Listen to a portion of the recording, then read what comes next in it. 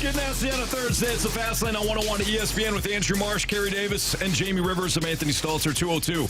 Your time check is brought to you by Clarkson Jewelers, an officially licensed Rolex jeweler. Got a fun show for you today. We're going to lead off here with some Blues talk after their surprising move. Moving and shaking, Anthony. They signed Ryan Suter last night, defenseman, who previously played for the Dallas Stars. So we'll get into that. We have some thoughts on the Cardinals. We're going to talk to Heidi Watney from MLB Network in the 4 o'clock hour. Got some Blues cues coming up, hot take, hot garbage. And Greg Amsinger, our buddy, who, well, he talks the opening drive, of course. But Greg saying that the Cardinals are the ones to blame for Jordan Walker's struggles thus far. So we'll get into that. But as I mentioned before, Ryan Suter headed to the Blues. He agreed last night to a 1-year contract. Looks like he's going to receive a base salary of $775,000. Could earn an additional $2.2 million in performance bonuses. He's 39 years old. He headed a free agency after playing for the Stars last season. Their season ended in the Western Conference Finals. There's a lot of different, there's some moving pieces here. But let's just start with this, Jamie. What do you think of the signing? Because you seem to be pretty surprised when we were going back and forth in our group text last night. Yeah, I was actually kind of shocked for a couple of reasons. One, he's 39 years old, I believe. So that one right there kind of counterproductive to what we believe is the team trying to get younger. And he's been bought out twice in the last handful of years. He's only one of 2 players to ever be bought out twice. And there were some rumblings. There were some rumblings in Minnesota from some of the reporters and some of the staff on the team that maybe he wasn't all that great with young players. Can't say that I know different or indifferent. I wasn't in that locker room, wasn't around that team. These are reputable people that I've talked to. Now, he did go to Dallas. Things can change. You can learn from past experiences. I can tell you that personally. Jamie Rivers, at the end of his career, from the beginning of his career, was a completely different person in many ways. And so you can try to change the narrative that surrounds you. Hockey-wise, it's a good move. He played 19 minutes a game on a Stanley Cup contender last year. At 39. A top 4 defenseman. He played all 82 games. He's almost played all 82 games since 2015. Like, this guy's a machine when it comes to playing. So when you look at it, though, on the surface, it's a little puzzling because now you're left side alone. Nobody else. You have Perunovich, Leddy, Krug, Tucker, Suter, and Joseph. That's 6 players. So that's your entire D-corps, but they're all left-handed shots on the left side. You also have Parayko, Falk, and Kessel. And that's... So what is that? 6, 7, 8, 9 one-way contracts. You can carry 8. So the Blues did it at different times last year. They carried 8 defensemen. But I can guarantee you that Ryan Suter didn't sign to play with the Blues playing 12 minutes a game. He's not here to take the Marco Scandella role. He played 19 minutes a game on a Stanley Cup contender last year. He's playing top 4. So your top 4, as of right now, if one was just doing a process of elimination, Leddy and Parayko are going to stay together. They had for all intents and purposes, they had a really good year last year as a pair and as a shutdown tandem. Then you've got Justin Falk and probably Suter in your top 4. And then you've got Tucker, Krug, Perunovich, Joseph, all competing for that last left-handed spot to play with Matthew Kessel. And Matthew Kessel will play. He showed himself last year to be a very good player, and playing third pair minutes is probably perfect for him. So the game, like BK and Ferrario, one's got to go. One's got to go here somewhere. Mm-hmm. And I think if you're Torey Krug today, this is a bad day. And I don't know anything, but again, process of elimination, in my opinion only, and I've been in this situation. I've watched a team trade or sign a guy that plays my specific position and my specific role. And at that point, it's like you're shaking hands with your replacement. Like you're packing your bag while he's unpacking his type thing. And Torey Krug has a no-trade clause. this is the point where I'm sure Torey Krug and his camp have to be worried about being asked to waive the no trade or being told they're going to get waived. And if they don't want to get waived, they need to accept the trade to wherever the hell he wants to go. Sure. If he says, hey, I want to stay in St. Louis, if I'm Doug Armstrong, I'm like, well, you're not. You'll either be team X, Y, or Z, or you'll be in Springfield. Yeah. So if your desire is to stay in St. Louis, I understand that. I respect it, but you won't be. I had a teammate call me on the day of the draft after they drafted his position in the first round. He said, hey, man, love you. You know, it's been real. I said, what you mean? Oh, yeah, they just drafted my spot. That's the writing on the wall. I'm out of here. When they bring in a guy that plays your position, that gets paid as much as you, or and maybe not in this case get paid as much as you, or draft or sign a guy in your position, they're letting you know, hey, it's time. Or we're thinking about moving it. Or are you going to compete well enough to beat this guy out? And I think that's what I texted in the group earlier. It may be a thing where you're signed. You got a lot of defensemen at this point where I don't know if Krug is the only one that should have a little bit of concern. When you got this many people. He's the biggest piece, right? Right. Because if you trade Tyler Tucker or whatever, it's 700 or 800. Right. It's nothing. Right. It's okay. That's fine. And Joseph, you just signed him. That's what I'm saying. You went out and got him. And you re-signed Perunovich. And you re-signed Perunovich. And they love Matthew Kessel. And Nick Leddy had a great year. And so do you the just process signed Suter. here. So it's a lot. That's what I'm saying. Now, for me, what it looks like is you brought in guys to compete, to say, hey, may the best man win. But you're not bringing in 9 one-way contracts to compete. You're not. So who's staying and who's going? Well, that's the question. For me, if you do the process of elimination and you can maybe get $6.5 million off the books, I think that's the move you're making. Because only 6 of them are going to play, and then the other 2 are going to be watching. And then if it's 9, maybe get one a of little them extra after practice as the coach. Hey, Riv, get a little extra. Get a good bike ride in, too. Okay, thanks, Coach. So hypothetically, if this were to happen, I think the next question would be, what would you do with that money? Would you then go out and get a centerman?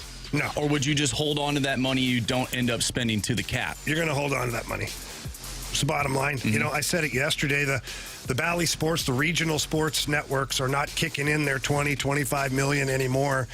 And if you're not going to be able to go out and really better the team or make a difference or make a run at something, it might be good for the Blues just to pocket that cash for now. And if they are competitive come All-Star break, trade deadline, then you know what? Now we can go add a piece. This also reminds me of what you would say about the Cardinals, where they should just bring in like a stopgap guy, much like they've done now. Well, Yeah. you know what I'm talking about. But this could be ultimately a thing where if the Blues are not in playoff contention, there's another team out there that would essentially trade for Ryan Suter if he's on a 1-year deal. Yeah, from that standpoint, you nailed it. That's kind of my philosophy. Look, sign somebody. 1-year deals are not going to hurt you. Look at what the Royals were able to do with Aroldis Chapman last year. They flipped him well before the deadline and wound up getting a pitcher that it wound up being their number 1 for them this year. I'm not saying Ryan Suter is going to be able to do that for the Blues in terms of like a high prospect or draft pick or anything like that, but it makes sense if you're out of contention, sign guys that you know are going to be at least somewhat in demand at the deadline. If not, he plays a full season, whether he sucks or he contributes. Either way, it's only a 1-year contract. Well, it is a stopgap, and I look at it this way: if for some reason Torey Krug is the odd man out, for some reason, and Ryan Suter plays top 4 minutes, come the trade deadline, if you're nowhere in contention, you can move Nick Leddy. Never mind Ryan Suter. Because Suter now can be moved up to the top pairing for the remainder of the season. If you're out, it doesn't matter. He played 19 minutes a game last year anyways. Sure. So he can handle the minutes in a defensive role. Right. Nick Leddy would have 1 more year left on his contract. There'd be value there. Odds are he's probably having a pretty good year. He's a great skater, still in great shape. So from the Blues standpoint, that's what I would be looking to do, because you get something back for Nick Leddy, and then you just start moving your young guys further up. You bump everybody up. And then you see where Lindstein is next year, too. He's a hell of a defenseman. He's knocking at the door to come in and play. So some of the older defensemen will be moving on so the younger guys can get more ice. And, if Krug is moved on from, and then Suter at the end of this year, and Leddy for some reason at the trade deadline, that's 3 of your oldest players. on the team that are now moved on, and he can make room for some of the younger guys. That's all in theory, of course. Are you surprised that he signed with a team that is in a retool? He's at the back half of his career, probably wants to win a Stanley Cup. Are you surprised that he's not on a better contender for the Cup? Or maybe they don't want him. I don't know if he had lots of options. Yeah, I was about to say, maybe he wasn't in demand. Here's what I do know, is that when he signed with the Dallas Stars, the Blues had offered him a contract right away. As soon as Minnesota bought him out, Doug Armstrong offered a 3-year deal, I believe. Wow. And the Dallas Stars offered a 4-year deal. He took the 4 years. Ended up playing only 3. So when he got bought out by Dallas, word is he told his agent that he's not done playing. He wants to keep going. And so they called the Blues and said, are you still interested? And then at some point, Doug Armstrong reached out to Suter and talked to him directly. Liked what he heard. 1-year deal. Wanted to be here. Older guy, wanted to be here. It's Fastlane on 101 ESPN. If you've got thoughts on Ryan Suter, what it means for, I don't know, the rest of the defensemen, like Jamie was talking about. It's imminent that there's a move coming. So what move do you think's coming? If you want to send us a mic drop, you can via the 101 ESPN app. Let us know what you think of the Ryan Suter move, how this pertains to the rest of the roster, certainly the defensemen. Let us know. Gordon Graceffo made his major league debut, his starting debut last night, because he had an outing before that, of course, when he made his major league debut. What did we think of the youngster's first start? And were there some questionable decisions last night when it comes to the pitching and the pitching decisions from Oli Marmol? We'll get into that next on 101 ESPN.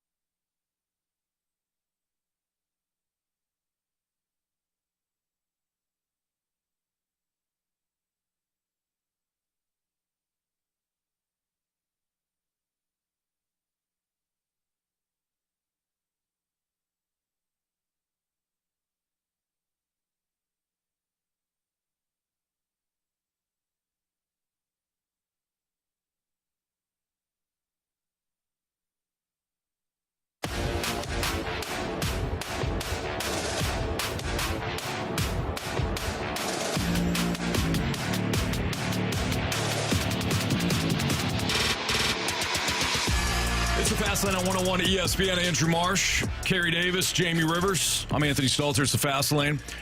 What'd you guys think of Gordon Graceffo last time? I don't know. I didn't see him very long. Yeah, okay. Seriously, though. Last night, as I watched it in real time, I was excited. Finally, they're going to give this kid an opportunity. No, they're not. 30 pitches, 33 pitches, something like that, 38 pitches. I don't know, 30 pitches. That's not even a warm-up. Guys throw more pitches than that in the bullpen before they come into the game in the 7th inning. Seriously. What was that? Only 3 earned runs that they had. I get it. They were hitting the ball pretty hard. Okay, fine. 30-some pitches. Mm-hmm. Like it was a bullpen game from the start. Yeah. Yet they Trojan horsed it with a Graceffo start. Okay, so let me ask you this then. Are you annoyed because you were hoping to see Gordon Graceffo get a true start, or were you ticked off by the decisions that were made overall from a pitching standpoint by Oli Marmol? Yes. Okay. All the above. I was pissed off because Palante got thrown out there for over 100 pitches. Oli hasn't let a pitcher hold the ball past 80-some pitches for how long now? He's guarding them with his life with these 80-pitch decisions. And then Palante, who has been very good for this team in the role that he was thrust into because you have a guy that can't stay healthy in Steven Matz. Mm-hmm. And you just put the ball in his hand for over 100 pitches because he knew he was going to have a bullpen game at night. Yep.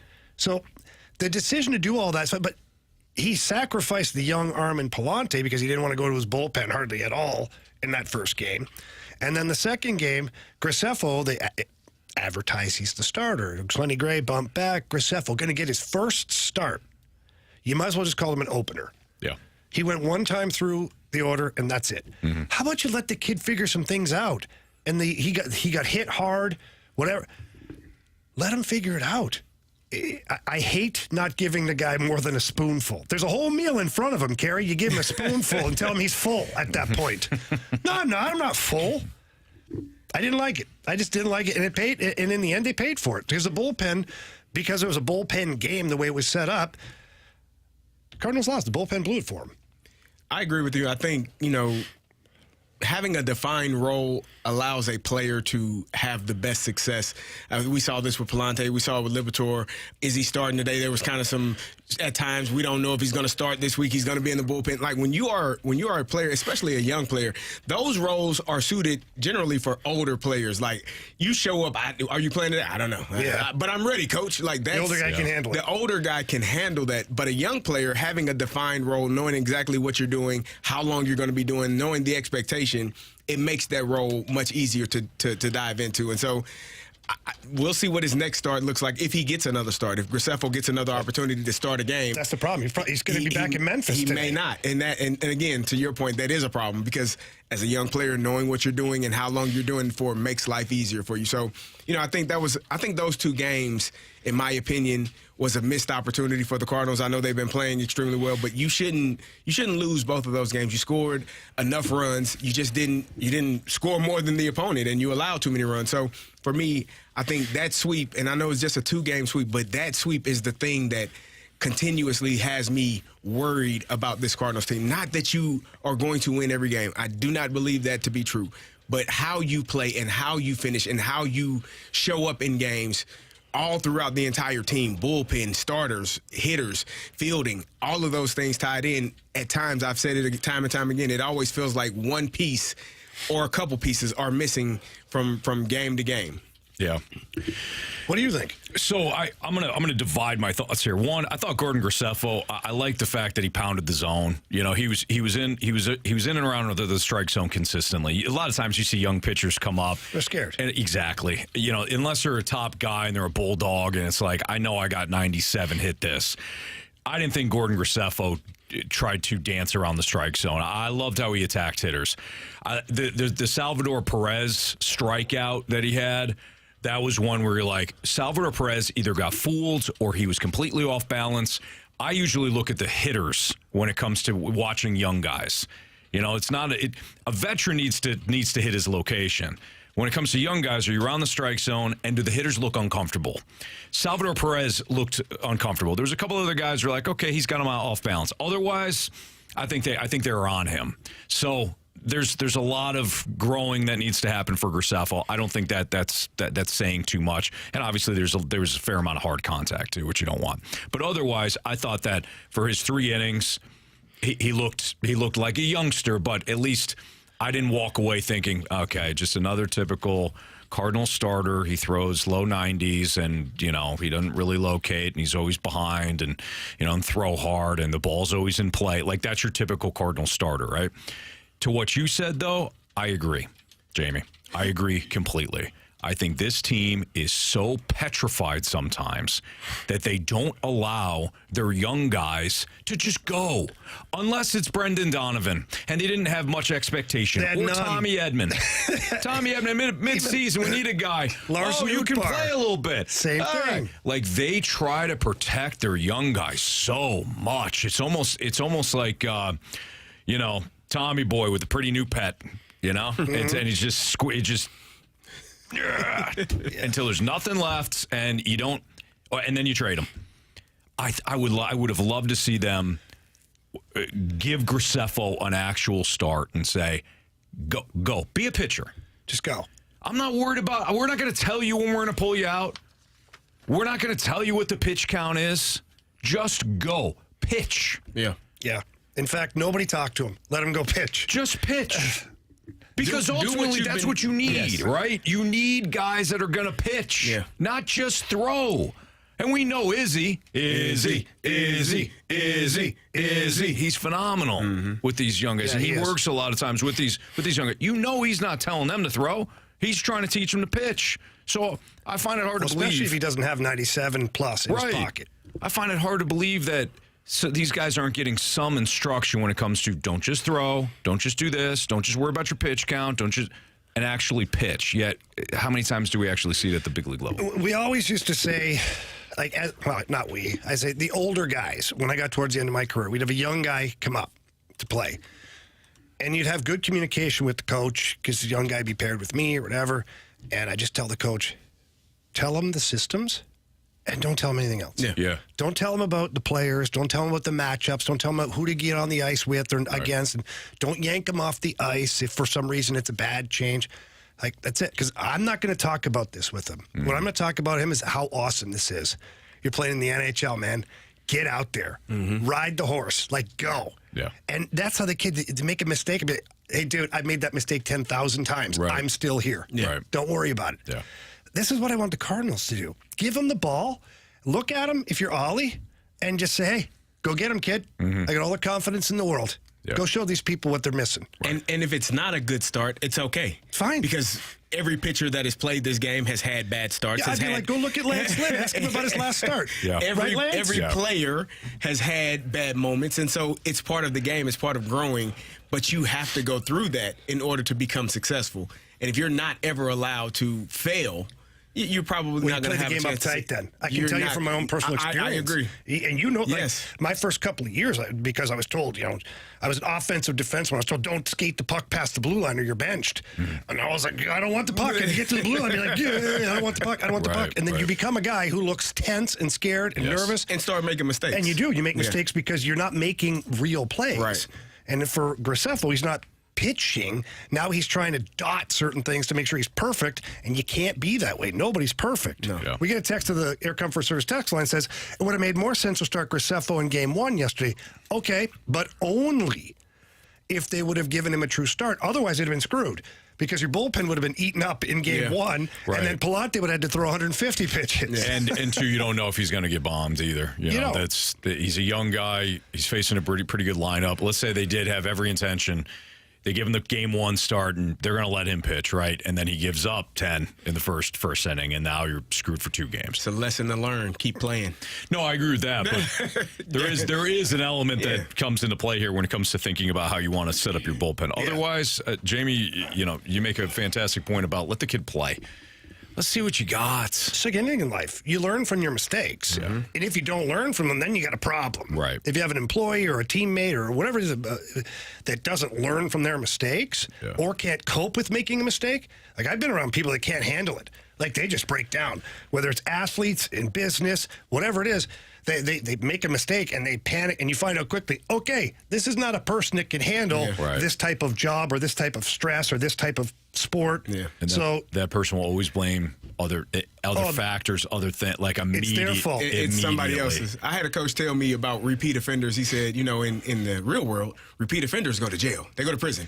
He said, in our game, you lose your damn job. Don't be a repeat offender. Don't continue to make. You can make mistakes. Just don't make the same mistake over and over and over again. Give me something else to holler at you about or fuss at you about. Don't continue to do the same thing. But that comes with playing and being allowed to make those mistakes and figure it out. Oh, I can't do that. I need to do this. And that's part of, a young player's maturation, figuring out what they're good at and what they're not good at. Mm-hmm. I just wish they would have given him a little bit more length. Maybe take him out after one more base hit. That's just me, though. What did you have, Marsh? 4.5. That's not a length. He had 4 hits given up. So I made fun of you yesterday. That's true. Yeah, I have. That's karma. That is. You're absolutely right. I don't feel good about that because I did not win. I had the over in the Dodgers game. Yeah. Did you win, Carey? No, not even close. Corbin got his 2 bases, baby. I'm so sick of this bet. Okay, Mr. Yankee. They lost. Well, they actually won. They just didn't get over. Yeah, that was a live bet. It's a Fast Lane on 101 ESPN. What's trending is next.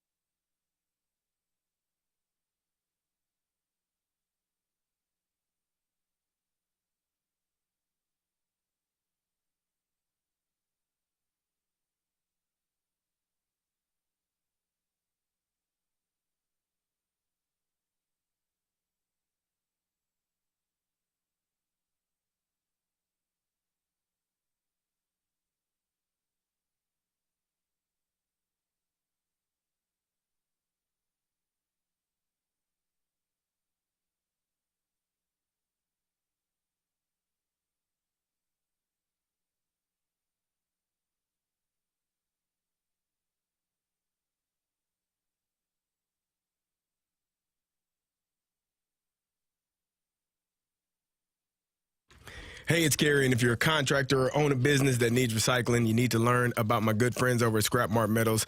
They understand that job site cleanup for contractors is a little bit messy. If you set up a business account with Scrap Mart to recycle that metal, it'll be one less thing you'd have to do during cleanup.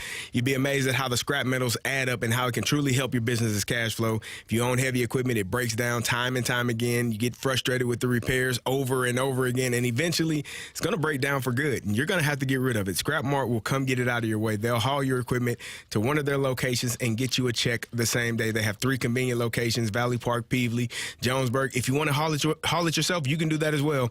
If it's metal, they will buy it. They offer a convenient drive-on scale, and you will always get the highest payout. You'll get the top dollar for your scrap metals: copper, wire, brass, stainless steel, aluminum, batteries, motor, electric motor, steel, cast iron. It is recycling made easy. Just visit them at scrapmartmetals.com. My guy Lucas can talk to you about setting up a business account to get you rolling. That's scrapmartmetals.com.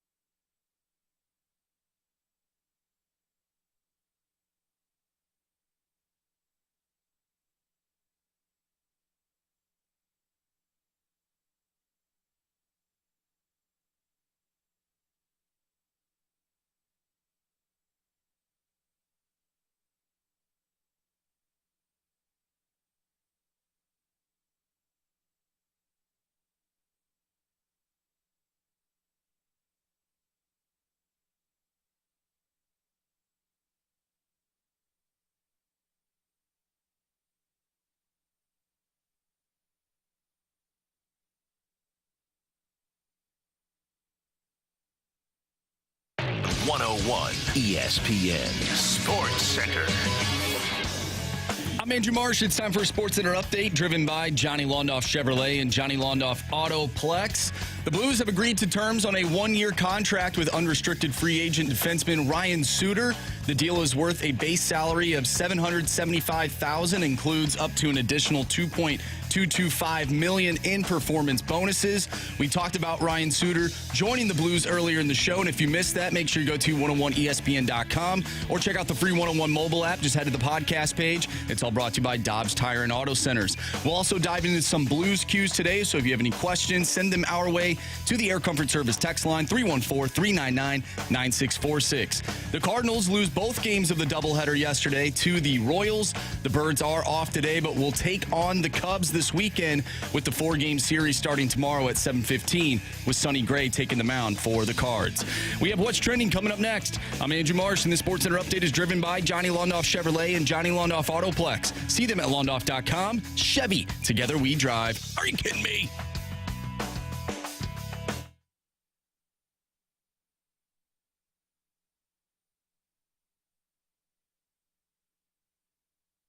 It's time to find out what's going on in the sports world with What's Trending Now. Brought to you by Goodwill. Donate a car and get tickets to the St. Louis Cardinals.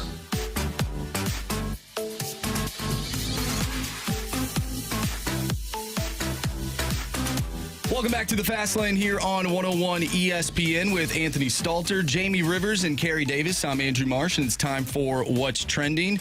Gentlemen, I saw this earlier today. I thought this was interesting.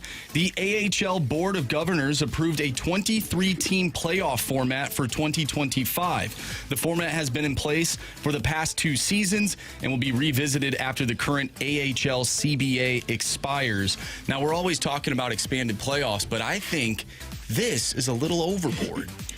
No, but here's the key to it. Expanded playoffs like that gives the NHL teams an opportunity for junior players and college players that finish their season to go play more games. So if you have a Dalibor Dvorsky, let's say last year, Sudbury went a long way, so it didn't work out. But had his junior team not made the playoffs or got eliminated in the first or second round, all of a sudden you ship him down to Springfield and he can play numerous series in the American Hockey League playoffs. And the teams down there, the buildings and the smaller venues, they get more opportunity to make a few more bucks. And that's always a good thing. Listen, you have no shortage of players at that level that you can use. You can call up East Coast guys, you have college guys, junior guys, American Hockey League guys. You usually have a handful of NHL guys that come down. Your roster is like 30 guys deep for playoffs. I don't think it's a big deal. How many teams are in the AHL? 32. 32. So pretty much everybody gets in the playoffs? Pretty much, unless you suck You didn't real strike bad. me as a guy that liked participation trophies. I didn't know but that I do you were that strike guy. you as a guy that believes in development. Yeah, I understand that, but Yeah. don't you want the guys that play well to be the guys that are in the playoffs? Well, Doesn't that give you If they play more? well, they'll win the playoffs too, Carey. Oh, they got the 23rd team. You're the guy that said it. This You're is the NBA guy with the play-in exactly. tournament and all That's this my stuff. point. You just made my point. You don't like the play-in tournament. You don't like everybody having a chance to make it not in. at the highest level. No, I don't like it. But if I have a G League that has a bunch of players that get to play more, it's a loose comparison because the American Hockey League is different. Nah. I believe in development. I don't like participation trophies, Jamie. I look at it differently. The American Hockey League, you're developing the future of your franchise. I understand. And if I'm That's able what the to, G League is for. Exactly. But if I'm able to do that in meaningful games, not just games that are. So then you want to have 25 teams in the college football playoff? That's development. I do. But it's not really development. It is. It is, but it isn't because they're not drafted yet. No, not yet. So But you get to see them. If You they were get to see more drafted, games. if they were drafted and they were allowed to go back to college after they're drafted, I'd look at that's development. Nah, I just don't like it. I'm sorry you hate development. I just You were a don't. high school coach. I Nah, thought I you know love you'd be into development. this stuff. I think it's extremely important. I just don't like everybody. I think you deserve what you get. You don't make it, you don't get it, you don't deserve it. Go home, play better next year. Develop in your off season. Go develop on your own skating time. by yourself in the rink. Yeah. Go develop playing beer league. End to end. Go, Fast as you can. go beat up on your buddies. Come to See an Anthony's NHL training clearance camp camp and learn Yeah, exactly. how to do Absolutely. things the right way. Yeah. You'd have cleared it, you'd have won, you know? Yeah. That's all I'm saying, Jake. Gosh. Oh, he's right. You know what, guys? I'm totally wrong. I've never been more wrong in my life. Thank you.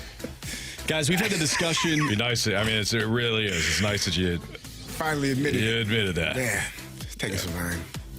We've had the discussion about Mason Wynn potentially being a all-star this year. He could have been an all-star the way that he's been playing. And, you know, I think a lot of us think that he's not getting the recognition nationally. Well, there was I'm going to play a snippet of Rob Parker and Brian Kenny on MLB Network talking about Mason Wynn and Elly De La Cruz. I found it interesting. Here is a snippet of that conversation.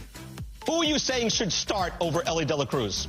I'm just saying Mason Wynn with the St. Louis Cardinals has had a better year at shortstop. Elly De La Cruz, 16 errors, the most in base. 16. Errors? What are those? We don't track errors. We don't track errors anymore. 16 errors. He still strikes out a ton. He's batting .250. Mason Wynn was batting .300 all year. He's like .286 now. Doing errors and also he had an 18-game hitting streak that was really stopped by his manager, who had him pinch hit in his 19th game. But I'm just saying Mason Wynn has had a tremendous year all year through. And it's not that Elly De La Cruz is an exciting BK and whatnot, but take away the steals, and I don't think you're thinking that he's an all-star. Thoughts on that? Spicy. Someone's stepping up and going to bat for Mason Wynn. Well, I love that somebody nationally has focused in on Mason Wynn and brought some attention to him because the kid is having a really good season. Where Rob Parker loses me is when he says take away the steals, and I don't think he's an all-star.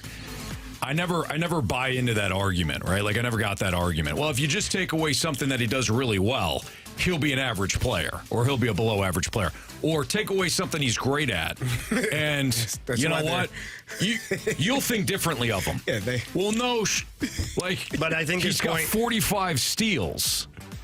He's pretty good. This is what he's very good. I realize that not everybody loves when I bring up WRC plus.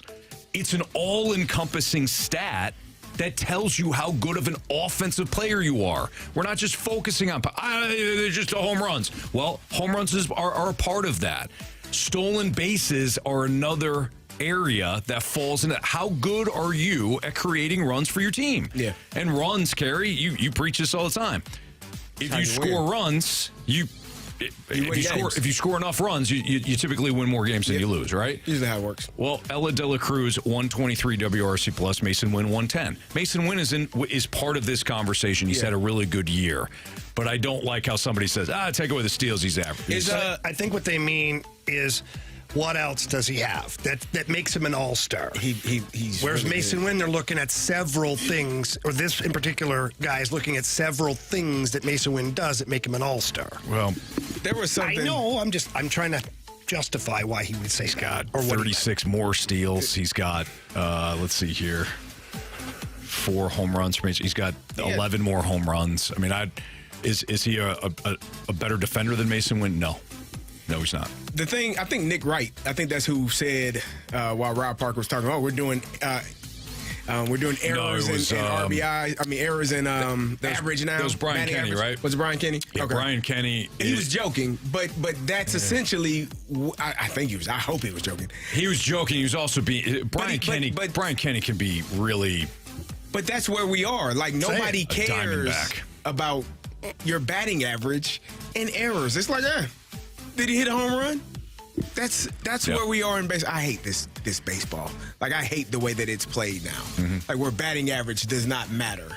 Like, how many times you get on base, hit a ball, and get on base doesn't matter anymore. Did you hit it in the gap? Did you get a double? I hit the damn ball and I'm on base. Bunt me over, put me in scoring position, and let the next person drive me. It feels like it's simple, but I don't know. That's the baseball I grew up watching. Carey loved watching Schoolboy Row. I certainly did. I just love Schoolboy Row. I love I just love baseball the way that it was supposed to be played. I don't think How do you know that's the way it was supposed to be played? That's how it was played for hundreds of years. Maybe it's finally where it's supposed to be played. With a computer said, you got to drive. You got to have a 45% launch angle actually increases your chances of hitting a home run. Like, get the hell out of here. You ain't never picked up a bat in your damn life. Sit down. What if he got up and smoked one 400 feet? I would. Then he should be playing in the major leagues and not sitting behind a damn computer. That's just my opinion. I don't know. But the other thing I was going to ask, does Mason win? Is there an opportunity if Mookie Betts, which I don't think he's going to play? No, he won't be playing. No. Is there a chance for Mason Wynn to get in as a replacement? I don't know. Let's see here. I don't know how many shortstops deep they are already. They got a few. Well, this is what I was thinking. If Ryan Helsley ends up throwing multiple times this weekend, I wonder if he even goes. He'll go. They won't play him. Okay. They were talking about I didn't that. know if he did. Okay. The managers who are there for the All-Star game, they do talk to, especially in the pitcher position, they do talk to the teams. That's why every year there's a number of guys who show up and don't pitch. Just because they've already played the game before or too soon. I didn't know if he would be in a situation where, I got elected to go to the All-Star game, but I'm going to take some time off. Cardinals do need a representative, then Mason Wynn would maybe be that guy. But it sounds like from what you're saying, if he does go, he probably won't pitch. But I guess it really depends on what this weekend looks like. So Trey Turner is the starter for the National League. I'm looking at the reserves. C.J. Abrams. Like you said, Mookie Betts, Ella De La Cruz. I don't know if they take Mason Wynn. I think he would deserve it. If you're going to replace a shortstop with a shortstop. Yeah. Mookie Betts not playing. Well, I would love to see him go. It would be a great opportunity for him. No question. He wouldn't embarrass the league, that's for sure. No.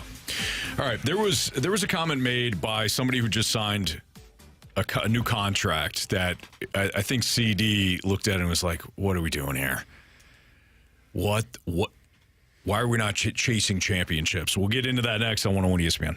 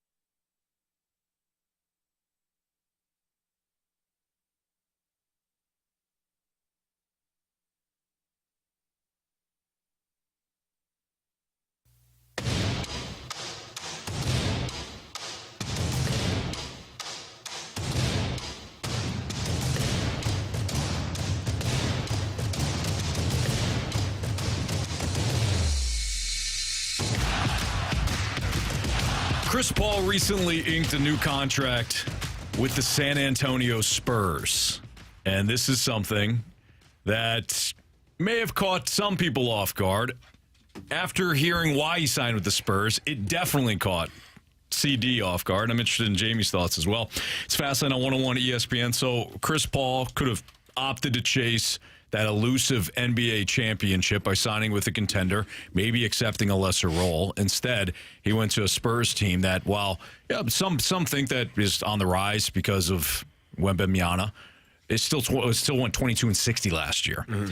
And after he signs, Chris Paul said, "I love nothing more than the opportunity to play and contribute and hoop." And then he went on to say, "My family's everything. My wife is here. My kids are back in L.A., and that's where they will be during the season. And I love basketball so much that I could be close to home, but if I'm not playing, I'm not happy. I love my family to death, so when we saw this opportunity, even though it'll put me away from my family knows better than anybody. They know that I just want to play. I want to play more than anything, and that's why I'm grateful for them and so grateful to be here." He noted that he'll receive more minutes at 39 years old playing for the Spurs than he would perhaps for a contender.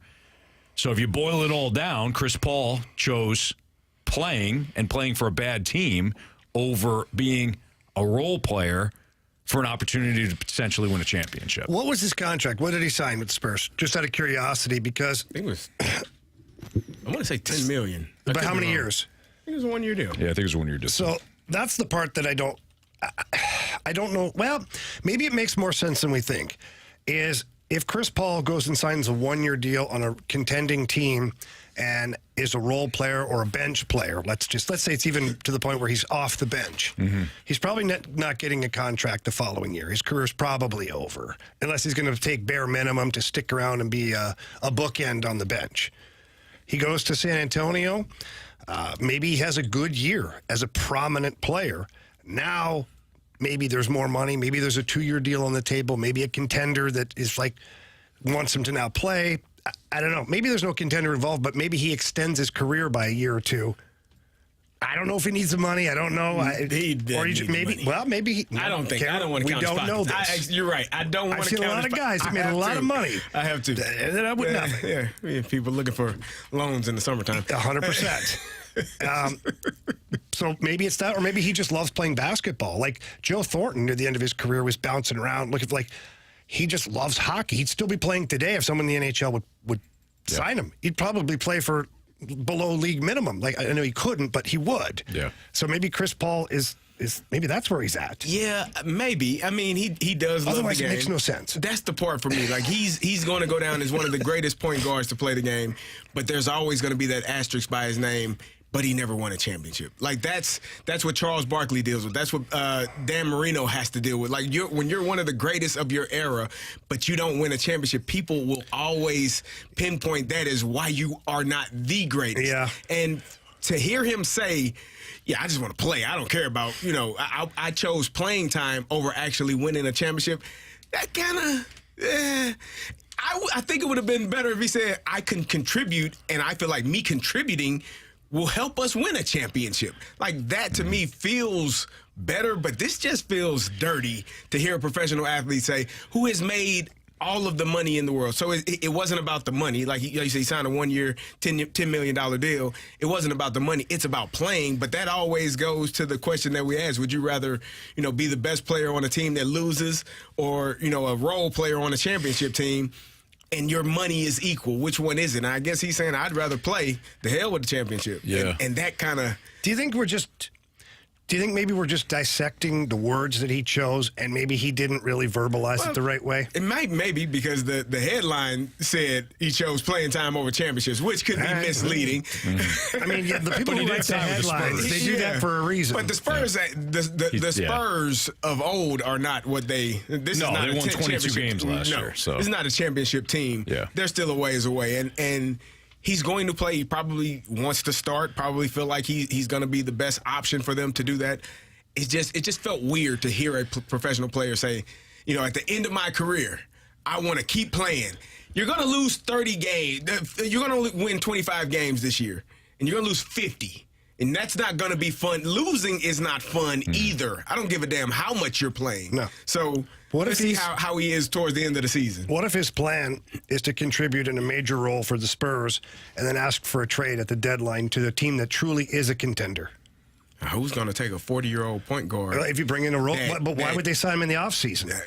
That's another good question. And if he's contributing now and you're watching this guy every night and you're like, hey, he's playing pretty good. Chris Paul will contribute very well from, the first 70, 80 games, for the entire season. Playoff time, he has found a way to get hurt. And it's not his fault, but it feels like year after year during the playoff, I wouldn't personally sign him. Yeah. For a playoff I'm just wondering if that's kind of in his plans as a veteran guy. Go like Ray Bork when he got traded to the Avalanche. He has plenty of opportunities to go to a contender over the years. He'd never won a Stanley Cup. And then come the trade deadline, the Boston Bruins said, where do you want to go? Yeah. And he said, I want to go to the Avalanche because that was where he had the best chance to win his last season ever playing. And I just wonder if Chris Paul is thinking that much right now. Say, I'm going to sign with a team where I can play every night. Maybe not overdo it, but contribute. Yeah. And then I can pick a team to go to for a championship run. Hopefully. To Jamie's earlier point, who's to say that anybody that was a contender even wanted him? So this is a way for him to say, yeah, I actually wanted to go play rather than win a championship. It's basically, he's essentially... Nobody else wanted me. Nobody wanted me. Wanted me. Right. He's just saying that because what else are you going to say? Nobody wanted me? Yeah. And look, I mean, human beings, we all want different things, especially at various points in our lives. I mean, CD, when you first got in the NFL, you didn't care who you were playing for. You just wanted to play for a team. You just wanted to be on a roster. You just wanted to play. So now that he's at the end of his career, he does not have a ring. He may come to peace with that and say, I've been trying for all this time. What do I really want right now? I want to play. Yeah. I don't have many years left. I want to play. It may not hit the year right. It doesn't. But he ultimately is choosing what he wants right now. Hopefully they win a lot of games. He ain't going to play forever. No. He ain't going to win a championship there. No, he's not. Yeah. No. Or maybe he will. This is no, okay. All right, it's Fast Lane on 101 ESPN. Should the Cardinals be blamed for Jordan Walker's struggles? Well, Greg Amsinger suggested as much earlier today on these airwaves. We'll get into our opinion of it next on 101 ESPN.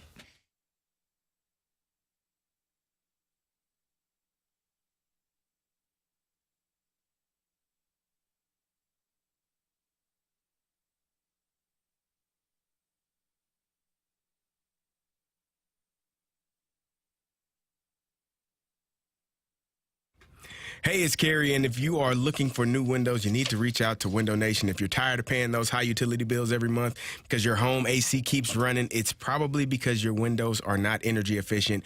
If yours are builder grade or over 8 years old, the seals could likely be broken, which means air could be leaking out, and that's the reason you're paying the high price in utility bills all year long. Window Nation's high-quality windows are built to last a lifetime. Right now, for every 2 windows you buy, you get 2 windows free. There's no limit to how much you can save. Plus, you can save even more with 0 down and no interest or payments for 24 months.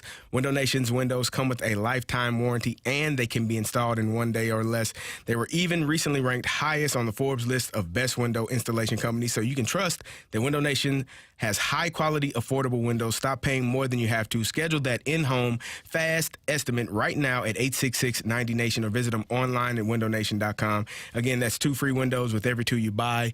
0 down, 0 interest, and no payments for 24 months. 866-90Nation or go online at windownation.com.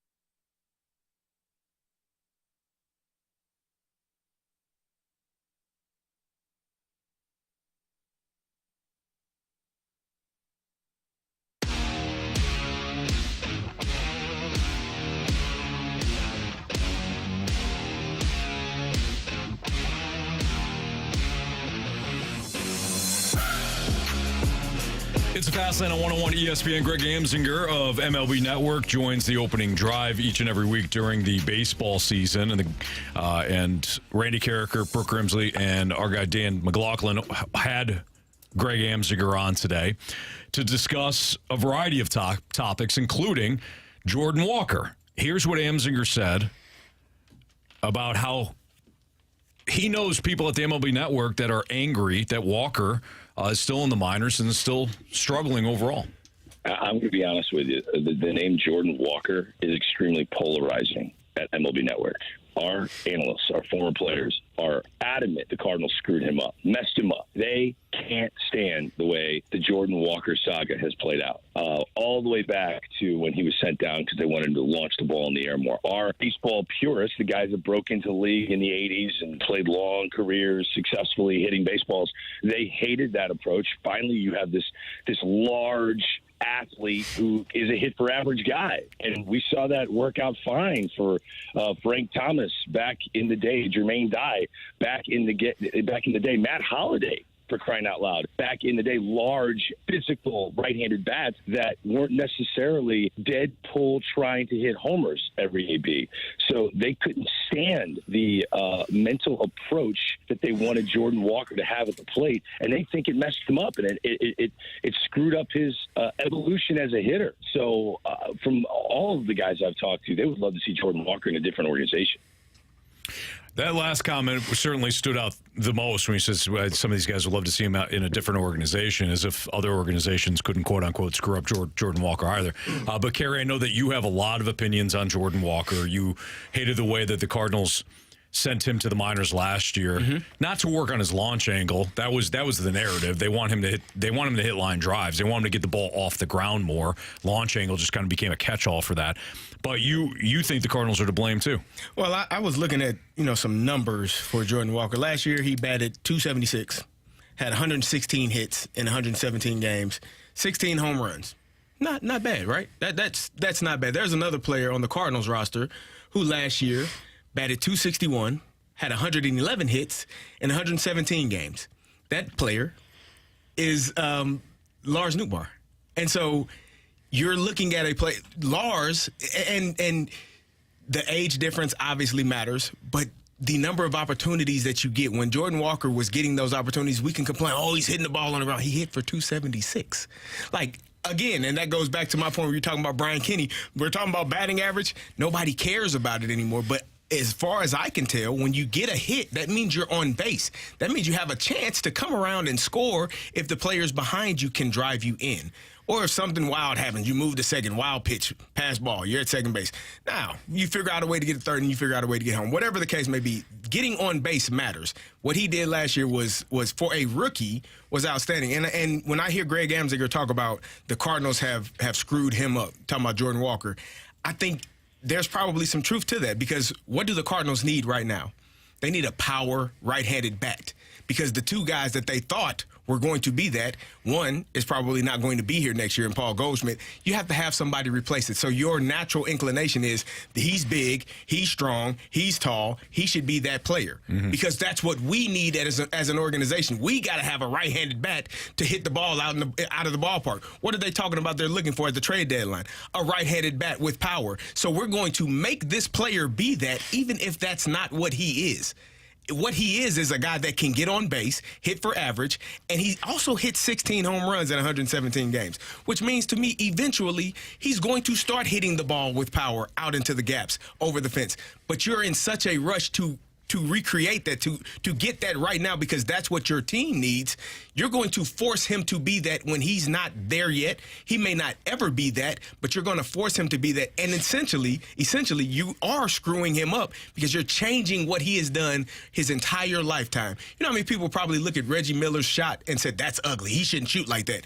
Reggie Miller could shoot the damn ball. You know what the Pacers said? Shoot it how you want to, brother. If it goes in, we'll leave you alone. It's not perfect, but it goes in.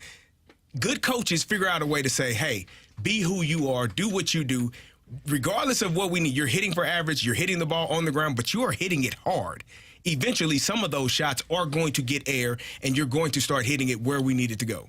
And he can do that in the minors. No. Yeah, he can, because he wasn't doing it at the major league level, and quite honestly, he's not doing it. He did it last year. But it was only 20 Carey, games this year. This is a what have you done for me lately world.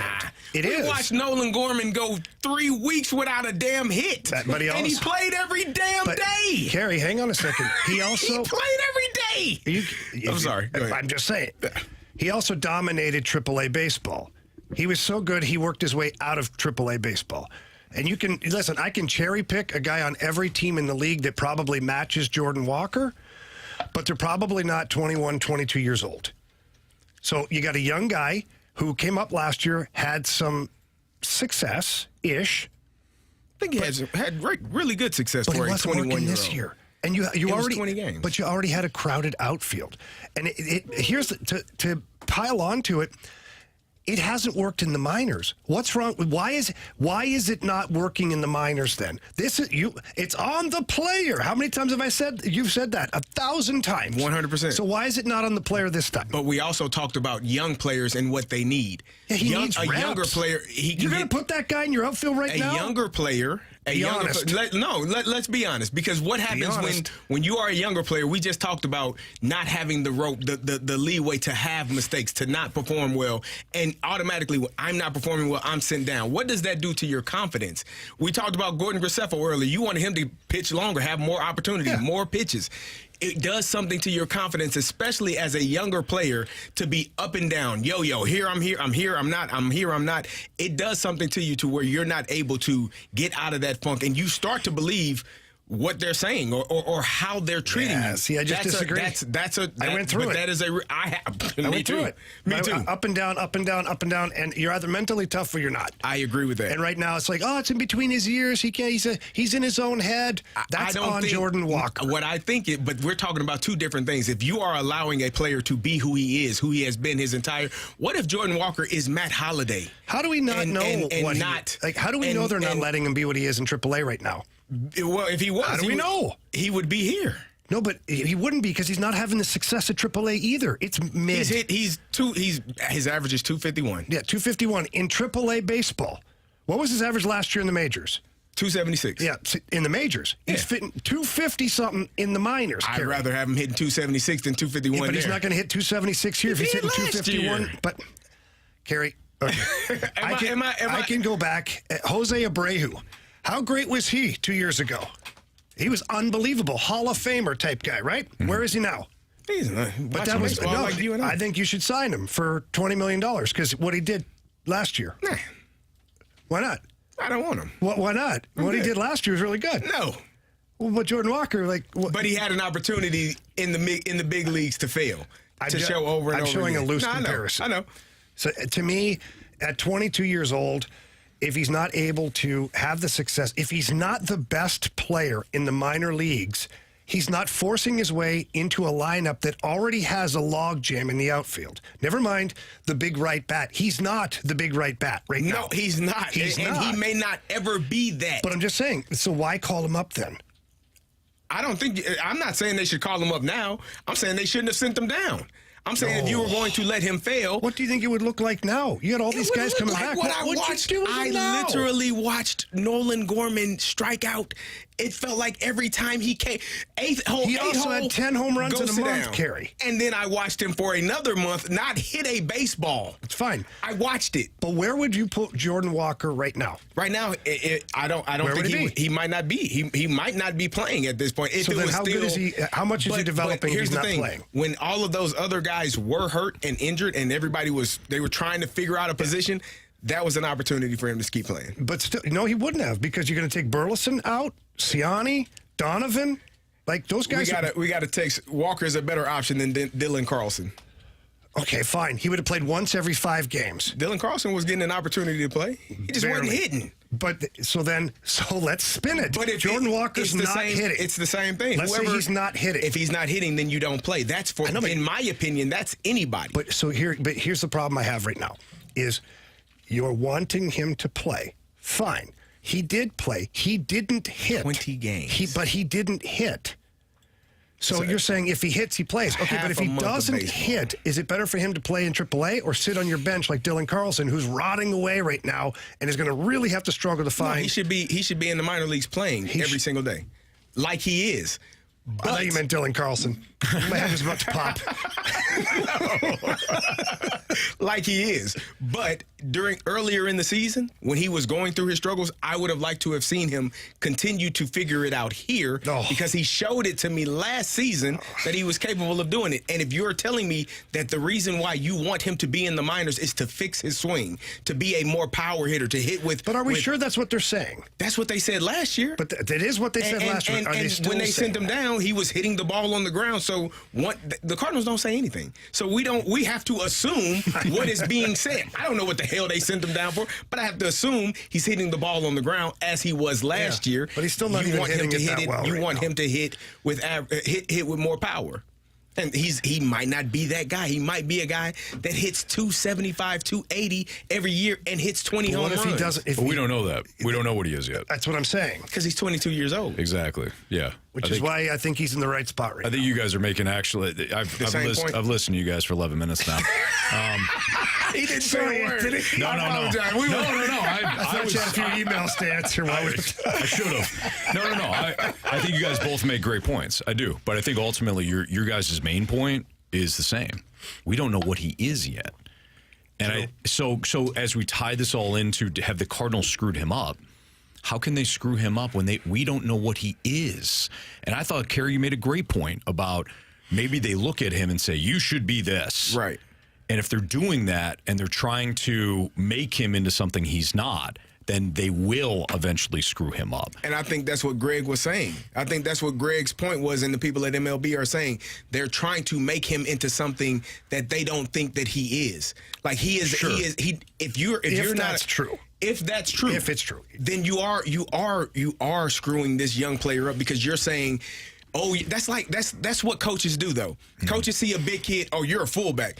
Now, he's a running back. Jerome Bettis is a running back. He might be big, but he's a damn running back. Don't put his hand in the dirt. Yep. That's what coaches do. They see a certain body type, and they assume you fit into this box. Mm-hmm. You don't fit, and you know that as well. You fit into this box. You don't fit into any other box. I don't care what you do. I don't care how it looks. This is what you are. This is what I expect from you. And I feel like that's what the Cardinals are doing. You're a big kid. You're 6'6", 260, 270. You should be hitting the ball with power for 40 home runs because that's what we need right now. Mm-hmm. Not hitting the ball for average, getting on base, and maybe stealing second or getting to second and having an opportunity to score.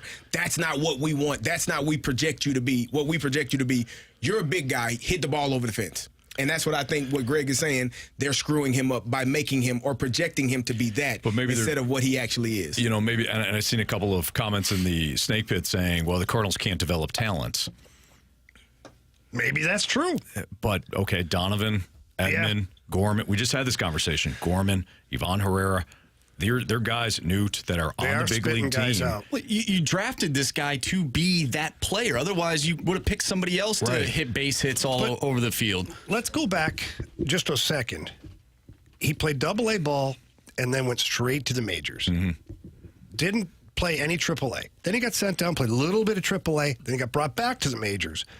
So maybe the Cardinals' ultimate screw-up was giving him the opportunity too soon at the major league level. Right. And to your point, Carey, like he only had a few plate appearances or whoever he had this year. He had a lot last year. Maybe teams also figured out what he was doing. Yeah, he couldn't hit a slider away. And what did they do? They kept throwing it to him. And what did he keep swinging doing? And missing. He couldn't keep rolling that up. That's called insanity at one point. I do. He kept swinging and kept missing and couldn't figure it out. Well, his front foot, I've noticed, and I am no hitting coach by any means, but his front foot completely flies out towards the third base side every single time. Yep. But that's probably every single time. But that's probably because you're trying to pull it to hit with power. No? Is that you can still have power and spray the ball and go to the opposite? Or he's just unsure what they're throwing, and he's guessing. Possibly. Or he's trying I think is the bigger pull key. Everything to hit with power. He might be, but he's still not recognizing what it is. And that makes him look so off balance. So it didn't look good. You can have power. Like, I highly doubt the Cardinals are saying pull everything. No. In fact, he's a big guy. your upper body, when you're a right-hander, your upper body strength will go to right center. Like if you're a big dude, Matt Holliday, exactly, you can Aaron Judge. That is upper body strength. It will go to right center. If you're pulling it, that's when you need hips, lower half. Because you're on it. Either way, you got to recognize what the pitch is. So if he's trying to pull sliders, or sweepers away, and he's trying to pull those, then he's not recognizing the pitch. So maybe it comes down to not launch angle or anything else. It's just, can you recognize big league pitching? And because if you can't do it at the AAA level, you can't do it at the big league level. All right, it's Fastlane on 101 ESPN. Get your Blues cues in, your Blues questions. 314-399-9646 is the Air Comfort Service text line. Blues cues next.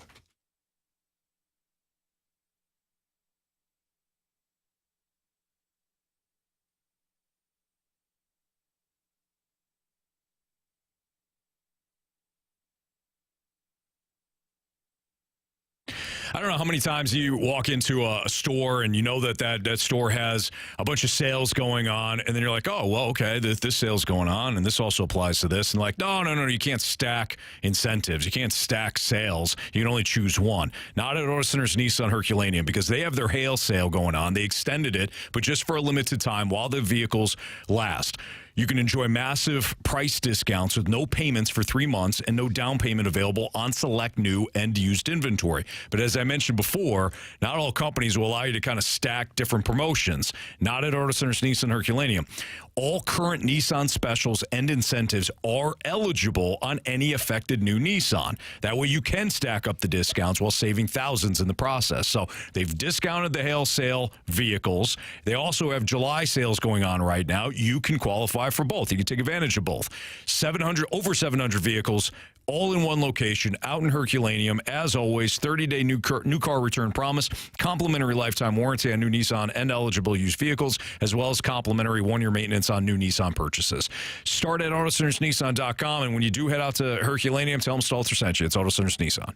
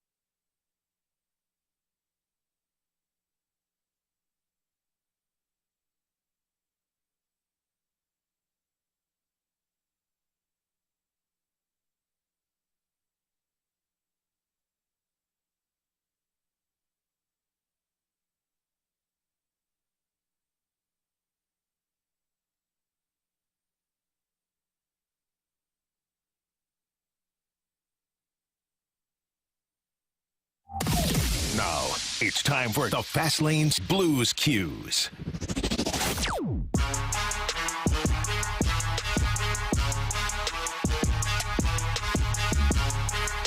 It's a Fast Lane on 101 ESPN. If you got a Blues-related question, especially after the team signed Ryan Suter last night, send it in now. 314-399-9646, the Air Comfort Service text line. Andrew Marsh with your questions. All right, we'll start off with Grant Francis fan club.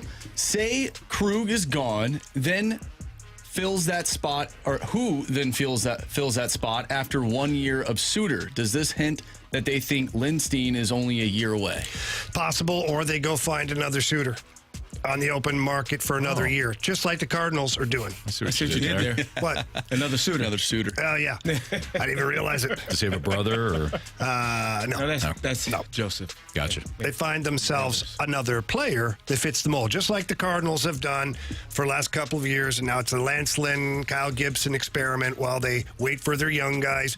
Those veteran defensemen are out there that can play in your top four, that will have a reasonable contract. And if Lindstein is ready to come in, I don't know if he'd be ready for a top four role. Maybe Scott Perunovich, after another year of playing in the NHL, maybe he's a little more ready for a top four role. I don't see it being an issue. You'll have somebody available to you via trade, free agency, or even promotion from within. We got a question from the 636. Do you see the Blues developing a small area outside the arena ever? Like store, Hall of Fame? I feel like it's a lost opportunity with the St. Louis Blues not having a row of Blues bars outside the entrance, year-round drinking for hockey fans with great music. So I have actually had this discussion with some people involved with the Blues. Guys said, why do the Blues not have a scaled-down version of Ballpark Village? Because people now love that community eating, community drinking, bars, entertainment, whatever you want to talk. Any of these places you go to, like I was just at Frankie Martin's Garden last night. Great place. It's a community of people that show up. There's food trucks there. There's different, things available. There's different bars. There's beer. There's soda, whatever it is. And there's other places. The one downtown, what's that? The Foundry. They've also got a great place. A great place. It's more community, right? Yeah. Four Hands Brewing in Chesterfield. They have a little spot now, too, with High Point where they have got community stuff. So it would make all the sense in the world for the Blues to find a spot down there. There are buildings that are right within reaching distance that probably could be available. I do believe this ownership has talked about it. I think it would be awesome. I think it would be a can't-lose opportunity. The only thing you'd have to do is in the off-season, you'd really have to find a way to get lots of concerts and things, push traffic there. Because people who are going to the Cards game probably going to Ballpark Village. City SC, it's a little far down the way. I know Maggie O'Brien's does their thing, and there's some things available over there. So you'd have to get smart business-wise and make sure you're creating enough events that are going on there to keep everything going. Sounds like something for Synergy Hockey. Whoa. Let me know. Let's go, baby. I have talked about opening the bar. Interesting. From the 573. What would you call it? Top shelf. Okay. Ooh, I like that. Only I top shouldn't have shelf said that. liquor. I shouldn't have said that. Delete that from the podcast. You gotta get a trademark. We'll get on the I computer. get that, yeah. Should I just beep it out? Yeah. Something. If you're listening to the red button. podcast Honestly, right now, it has been beeped out. I wish I would have done that. It's listen, ladies and gentlemen of the jury, you are to strike that from the record. It never happened. What are you talking about? Yep. This will be the only time I'm going to beep it out. We need our. It has already been beeped out if you are listening to the podcast right now. Thank you. Well, not right now, but yeah, I guess it would be. Later on. Anyways, from the 573, wouldn't Armstrong have a deal in place needing Krug's approval before making this signing? Or is the Suter signing a way to get rid of Krug or to have Krug be more open to moving? Here's the way I think things may go down is maybe the player was asked about waiving his no trade clause. Maybe the player said, I've already told you this before. My answer's no. Well, I'm going to go out then, and I'm going to go sign another left-handed defenseman that can give me 19 minutes at a fraction of the price. And I might now waive you. Ooh. So anybody can pick you up where you don't have a say in it at all. So if I waive you and the San Jose Sharks pick you up, you're headed off to San Jose.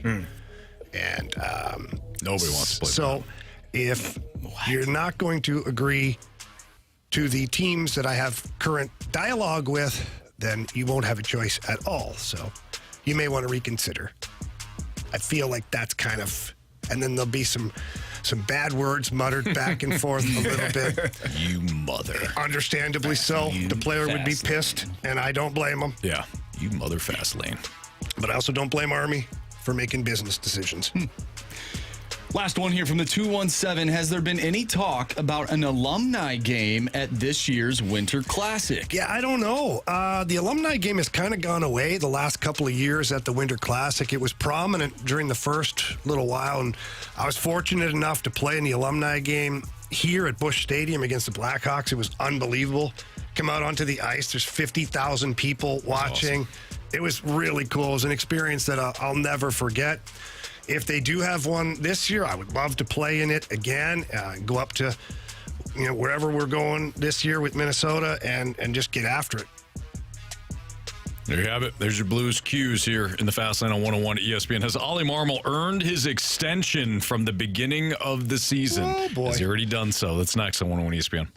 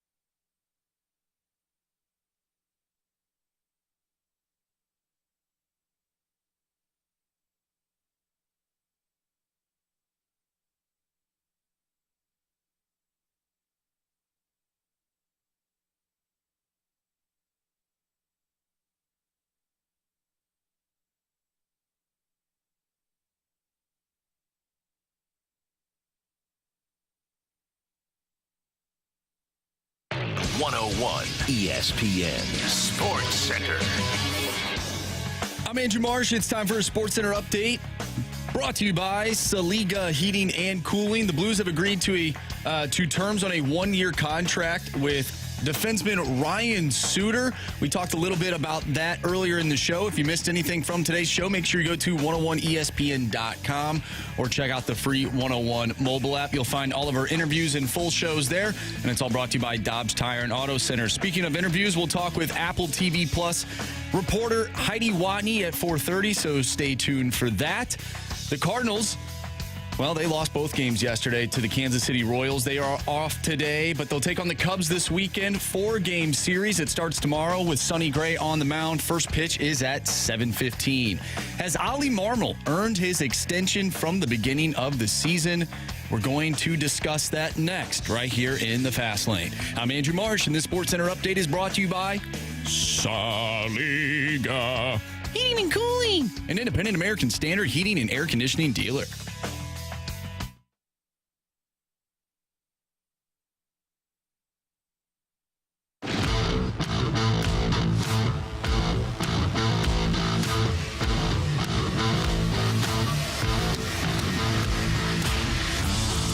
It's the Fast Lane on 101 ESPN. There was a recent article done by The Athletic that we'll actually dive into further because they mentioned some trade pieces for the Cardinals. But the opening line from The Athletic piece, at least in the Cardinals blurb, is manager Oli Marmol has done an excellent job this year, proving president of baseball operations John Mozeliak and owner Bill DeWitt Jr.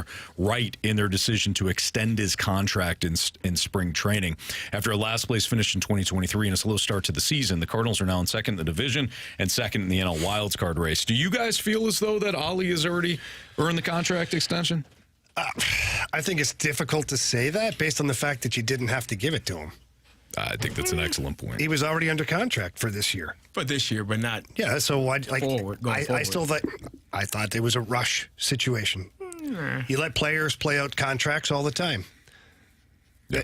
And you still have team control. Yeah. So if John Mozeliak and the DeWitts are watching this year and you're watching him go through a really tough time at the beginning of the season, and then you see him now getting the team back on the rails, they're back in a playoff spot. If they finish in a playoff spot or they're close to it at the All-Star break or the trade deadline, then you can float out an extension. Mm-hmm. Hey, Oli, you know what? You've been through a thunderstorm here. You had a good first year, and Lisa, hold your text. I know he had Albert.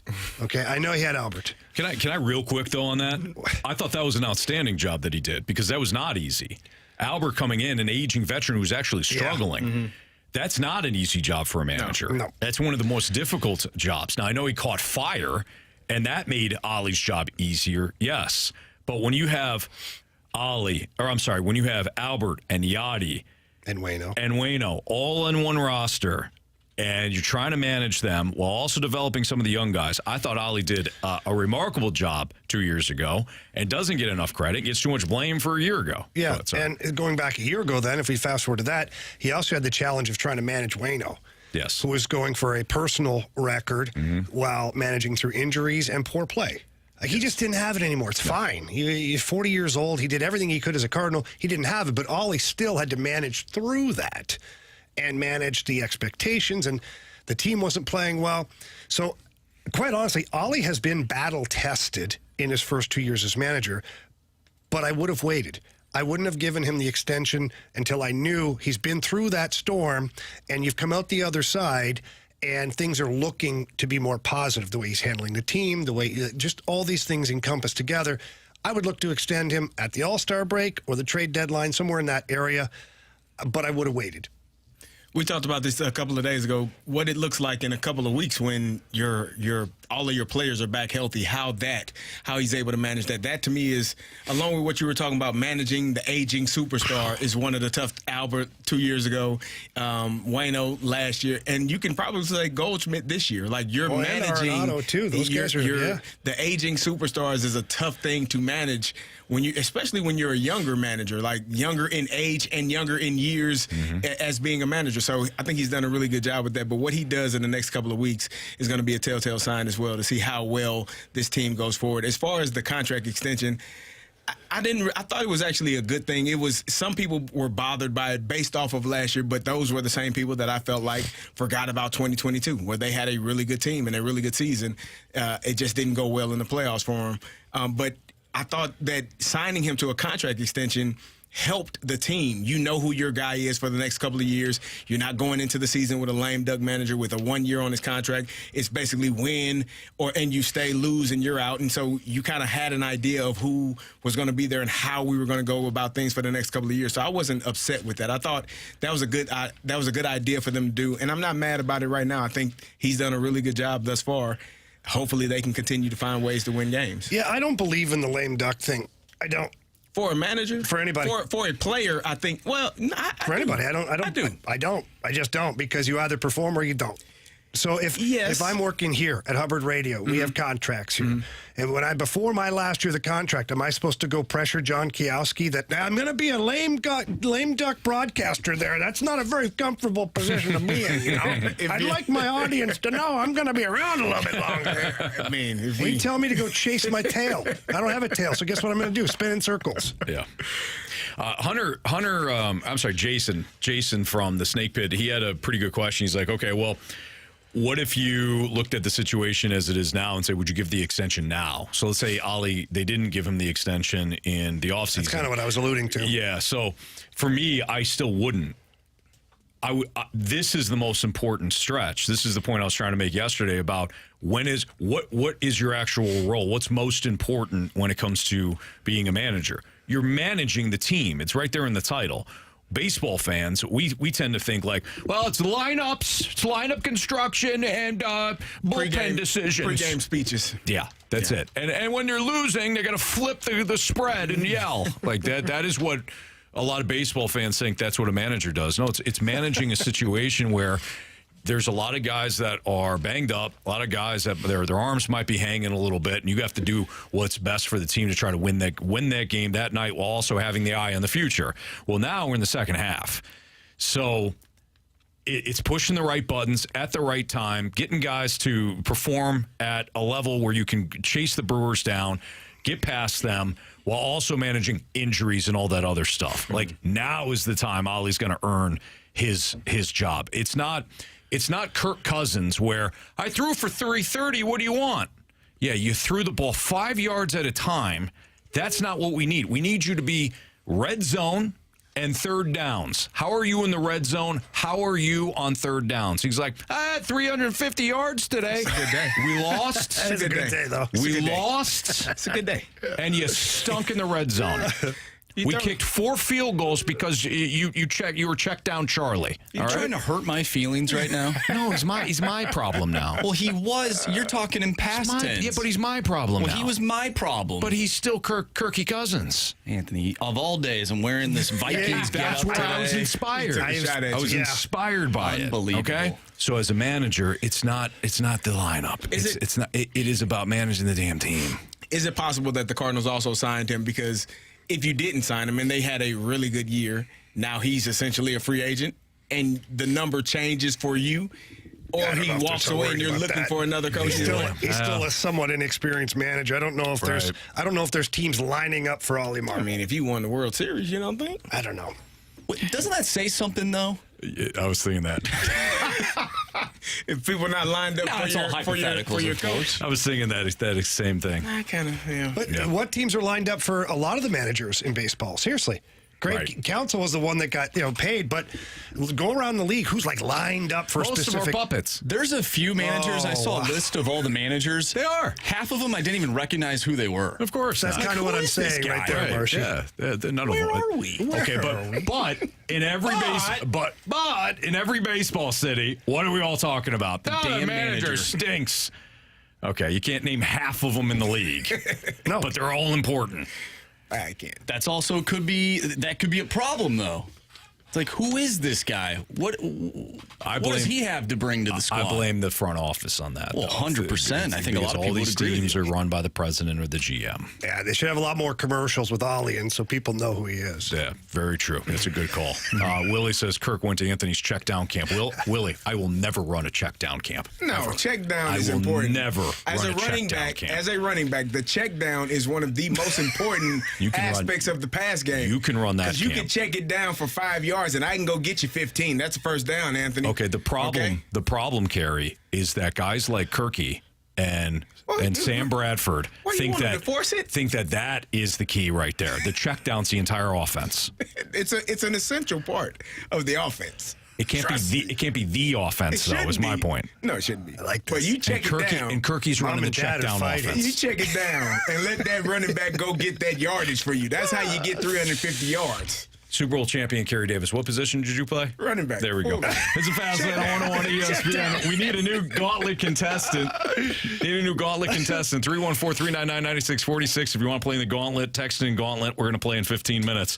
Speaking of the NFL, speaking of quarterbacks, which NFL quarterback has the most to prove and the most to lose this season? I think that's the same answer for both questions. It's next on 101 ESPN. Stalter on the fumble.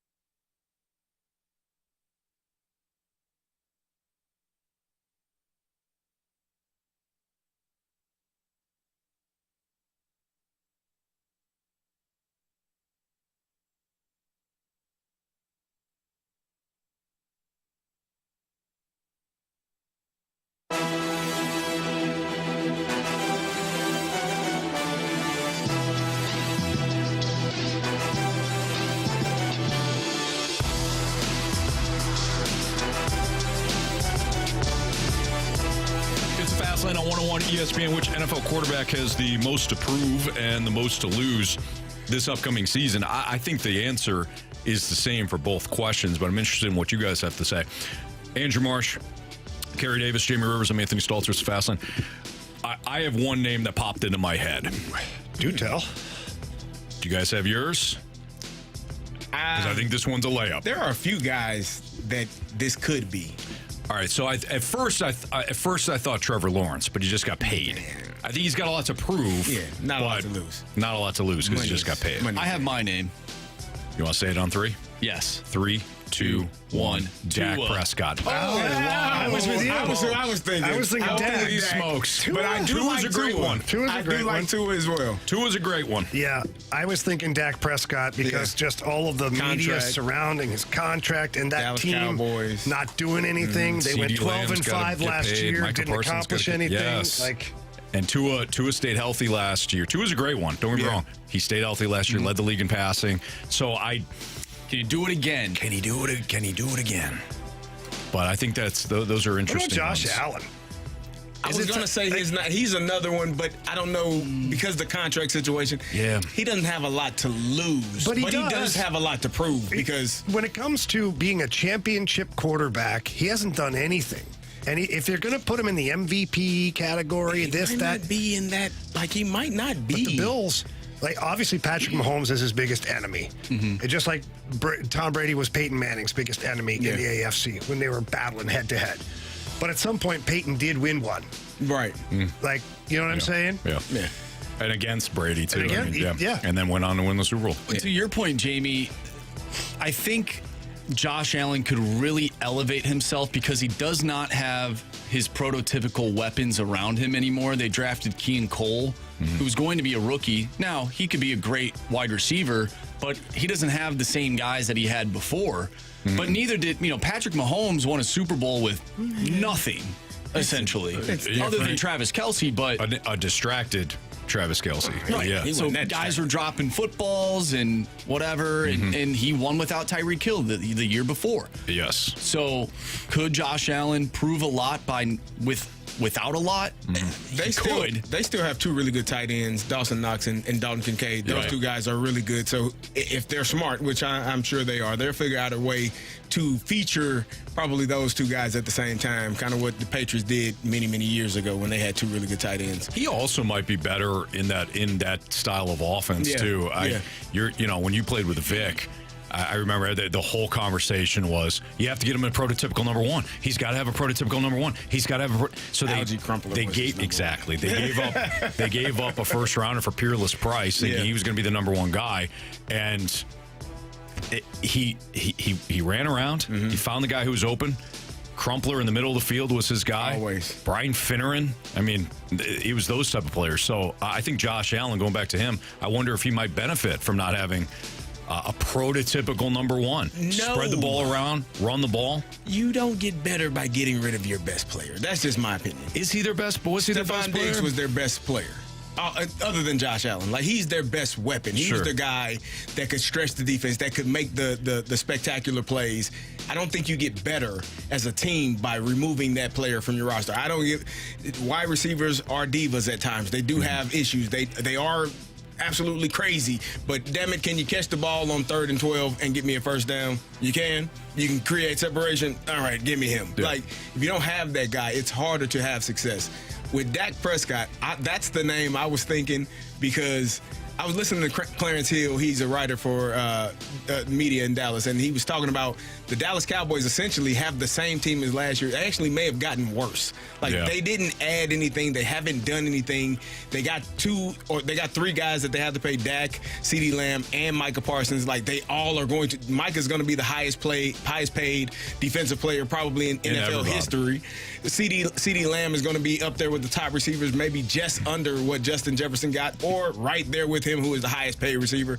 And Dak is going to be potentially the highest paid quarterback, because that's where the market is. You wait until it's your turn, and then you become the highest paid player. They got a lot of money to spend, but they didn't get better this offseason. No. So what if the Cowboys are average next year? Like, what if they 12-5 last year? What if they go 10-7?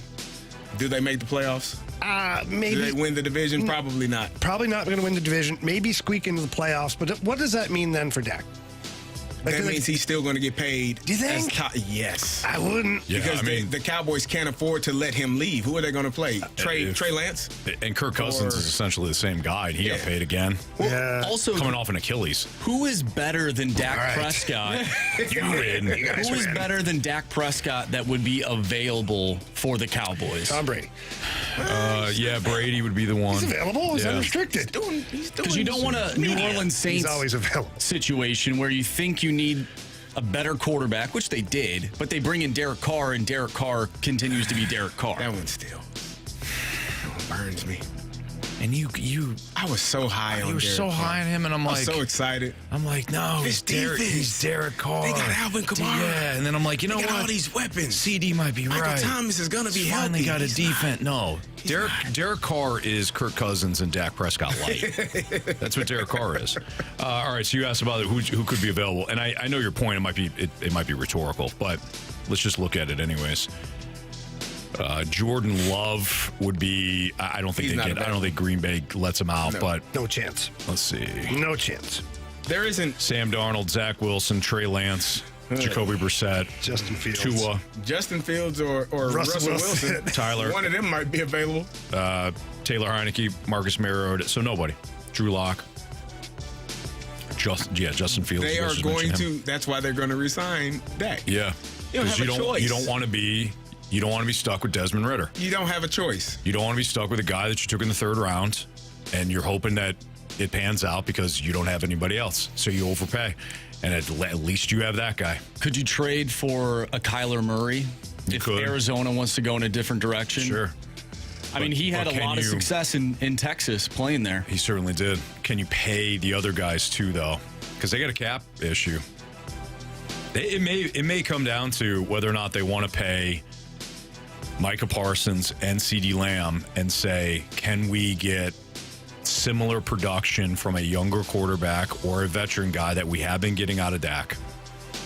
I'm not saying it's right because I do like Dak Prescott, but at some point you have to say enough is enough. We have to reset things, a la your Minnesota Vikings. I thought what the Vikings did this year was incredibly smart. Thank you. We cannot allow Kirk Cousins to continue to hold this entire franchise hostage. We have to move forward here. We have to pay other guys like Justin Jefferson. We got to draft J.J. McCarthy. And we'll draft. Yeah, no, I don't know that was the right call, but we'll find out. At least they put themselves in a position to draft J.J. McCarthy. You know, they got out of the Kirk Cousins hostage. They got out of that. What do you have against Kirk Cousins? It reminds me of the situation. I watched a documentary one time, and it was this guy that wound up being. It was crazy. Like he locked two guys actually in this like old bathroom, and he put himself in the middle. He pretended to be dead just to see what they would I do. saw that documentary. Yeah. I just watched that actually pretty recently. How did they get out of it? Well, one wasn't did, one pretty. didn't. Yeah. Okay. Wasn't pretty, Carey. It wasn't pretty at all. Actually, neither of them did. No. I don't think either. Yeah. If I'm thinking of the same Because documentary. the documentary is the guy gets up at the end. That's right. And walks away while they're both not. They could have done with something us. different. Correct. to allow exactly. themselves, So both of them to get out. So in this and out, so as I tie it all together, the Minnesota Vikings refused to have the guy in the middle play them anymore, and the guy in the middle, of course, is Kirk Cousins. Wow. And he actually, that makes a lot of sense because they went on to make a ton more documentaries I thought so, yeah. and spinoffs. So now, this is exactly what Cousins is doing. Now he's on his third franchise. Yeah. He's going to play more games. He's holding people hostage. He's holding people hostage, and all they have to do is just make the right decision and get out. Yeah. I think there's also another documentary where people were held hostage in an ice rink, Yeah. if I'm not mistaken. Oh, yeah. An igloo, I think. Wow. Could be wrong, You guys. And the mascot had to save them. I think. Oh yeah. And then at one point, the guy was playing goalie. Might be. Yeah, it was in Pittsburgh. I remember seeing that. Is at the Mellon Arena. Yeah, that's right. It's one of the reasons they closed it. That makes sense. So many if bad you have a memories for the situation like fans. that. Yeah. Yeah. That's a good call. Gauntlet next on 101 ESPN.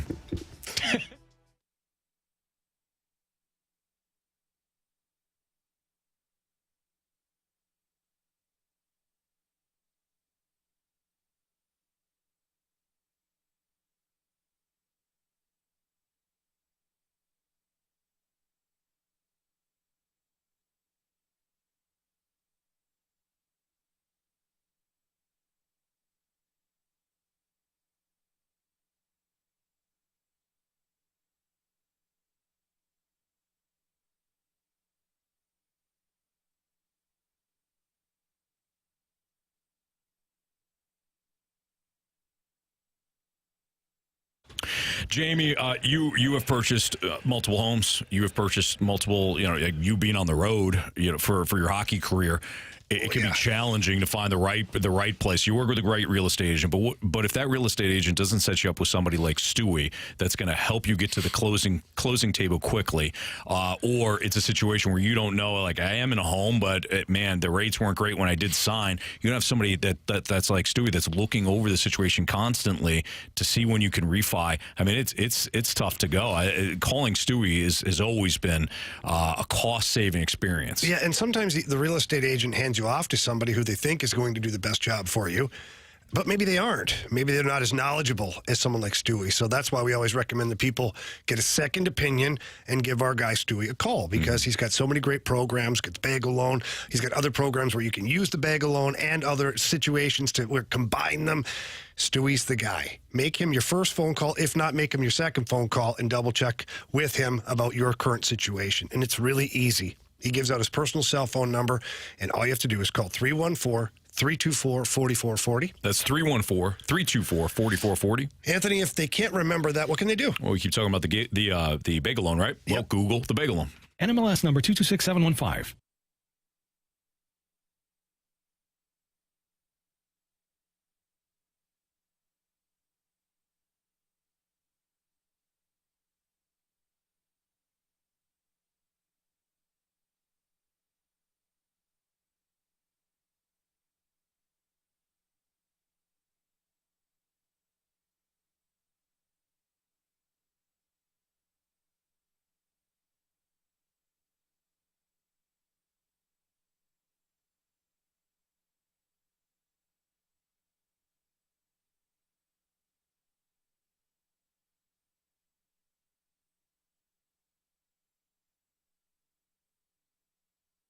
You're not going to want to miss this. Diamonds Direct Summer Sale starts next weekend. For 3 days only, next Friday through Sunday, get 20% off. Rings, earrings, pendants, bracelets, and more. Plus, book an appointment and get an additional $100 off. And designers are flying in from New York and LA to showcase their latest trends. That's 20% off, plus $100 off with an appointment and designer trunk shows. Tons of engagement rings on sale, too. 20% off starts next Friday. Details at diamondsdirect.com.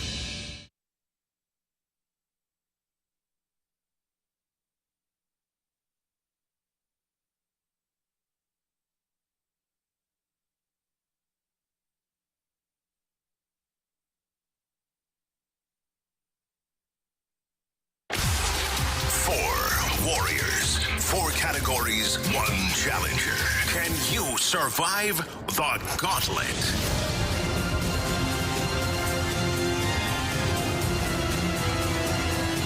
402, your time check is brought to you by Clarkson Jewelers, an officially licensed Rolex jeweler, with Andrew Marsh, Carey Davis, and Jamie Rivers. I'm Anthony Stalter, and we welcome in Kent to the Gauntlet. What's up, Kent?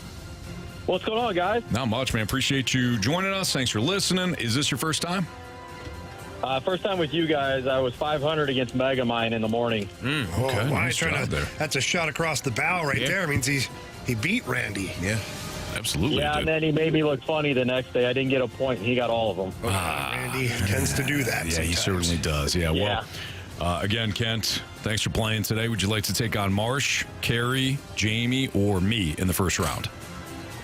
Let's take on Carey. All right. Okay, there you go. All righty. Good luck, Kent. Thanks, Carey. Carey Davis making his way back to the Cone of Silence. He knows where it is. He's been there a lot. Yes. Start calling this my room. Yeah. Carey's going to put his name on it. That's for sure. All right, Kent, go ahead and tell Andrew Marsh to spin that wheel. Marshy, spin that wheel. Kent, I always ask this of people because I'm always interested.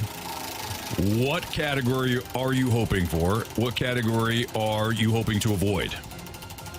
Well, since I picked Carey, I really don't like hockey, so I'm going to pick, hopefully we get hockey, I know he knows as much about it as I do. I think that's fair. Well, what do you know about random things, Kent? My wife would say I'm pretty good at it. All right. Well, okay, well, there you go. Let's hope you are, because you got random. And these things can be really random. All right, 4 questions, all random. go to Kent. 4 same questions go to Carey. Each question is worth 2 points unless Kent or Carey ask for the options. If they ask for the options, those questions become worth 1 point. And as I read Jamie Rivers scoff, it's probably a difficult gauntlet today. That's going to be fun. Thanks, Jamie. Appreciate that one. Sorry, buddy. Sorry, I couldn't help myself. All right, Kent. Question 1. Who is the first player to win 3 WNBA championships with 3 different teams? Who's the first player to win 3 WNBA championships with 3 different teams? I think I'll take the options on that one. All right. Candace Parker, Cynthia Cooper, or Cheryl Swoops? Swoops is the big name that I knew from before. But I think I'm going to go Candace Parker. Final answer? Final answer. All right, Kent. Question number 2.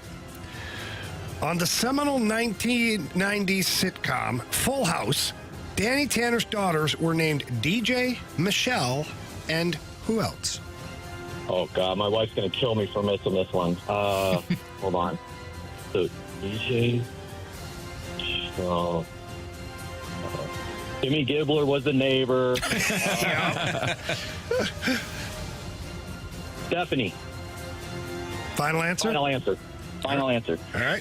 Question number 3. Last November's BioFreeze USA Pickleball National Championships took place where? Here's a hint. This major city also is home to Reunion Tower and the George W. Bush Presidential Center. The only thing I know where to put BioFreeze is on my arm, so I need options. Options are Louisville, El Paso, or Dallas. I'm going to go, so it's not going to be Louisville because Bush is Texas, so I'll go El Paso. Final answer. Final question, Kent. Name the founder of the Mormon Church. I mean, I like to be funny and say Tom Cruise, but I don't think that's an option. I think he's Scientology. Yeah, he's Scientology, yeah. Let's go options. Joseph Smith, Alan Shipton, or L. Ron Hubbard? I don't know why, but Alan Shipman seems right, so I'll go with him. Final answer. All right. All right. Let's bring back Carey Davis. How you feeling, Kent? I might need some of that BioFreeze in a minute. All right. We'll see. Carey's walking in right now. He's waltzing in. He's waltzing in. Swag to him a little bit. Yeah. Some entrance music, like I'm coming up to the plate. What? I like that. Music. Oh, okay. All right. I actually couldn't hear you at all. Your mic was off, and I have music in my ears right now. I was trying to read your lips, Carey. What? Yeah. Sorry. Carey, how's it going to silence? I was lonely by myself. Another day off for Ryder. I doubt it. He's not here, but he usually is working. He took yesterday off, too, and I felt bad. I had to call him. Did you? And I was like, I don't want to bother you. But I was having trouble with my ADP. Yeah, you know me. Yeah. It wasn't that great. ADP is the work website for us. All right. Thanks, Anthony. Well, I wanted to explain to those people that don't know. I think they know what it is. No, they probably don't. Maybe not. They do. Yeah. Come on. Your category today is random. Back at lunch. Again, you say. Again. Question 1, Carey. Who is the first player to win 3 WNBA championships with 3 different teams? Did Candace Parker do it?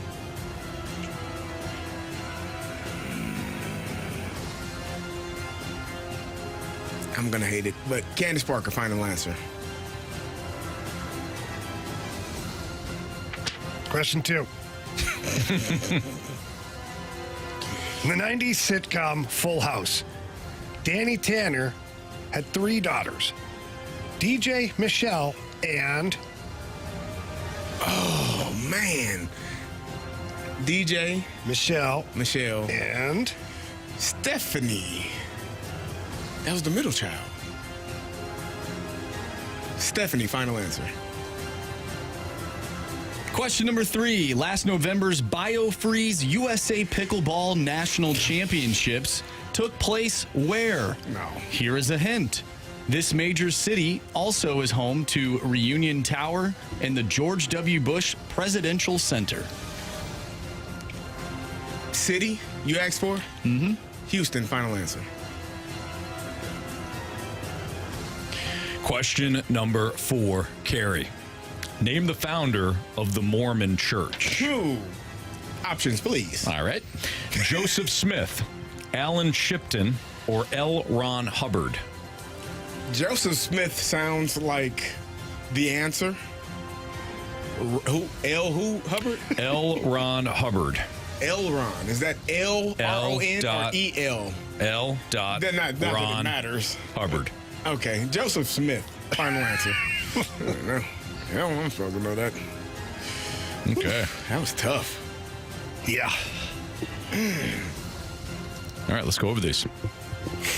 Who's the first player to win 3 WNBA championships with 3 different teams? Kent, you went with Candace Parker. Carey, you went with Candace Parker. Correct answer is? Well, she won with the Sparks, the Sky, and the Aces, Candace Parker. But Carey did not use the options on that one. Watch my W. So we have a 2-1 lead for Carey. Good job, Carey. Thank you. W. It's all about the W. It's all about the W. On the seminal 90s sitcom Full House, Danny Tanner's daughters were named DJ, Michelle, and who? Kent, you went with Stephanie. Carey, you went with Stephanie. Correct answer is? It is Stephanie Tanner. Neither of you needed the options. Nice job, guys. Kent with 3, CD with 4. Last November's BioFreeze USA Pickleball National Championships took place where? Hint, the major city also is home to the Reunion Tower and the George W. Bush Presidential Center.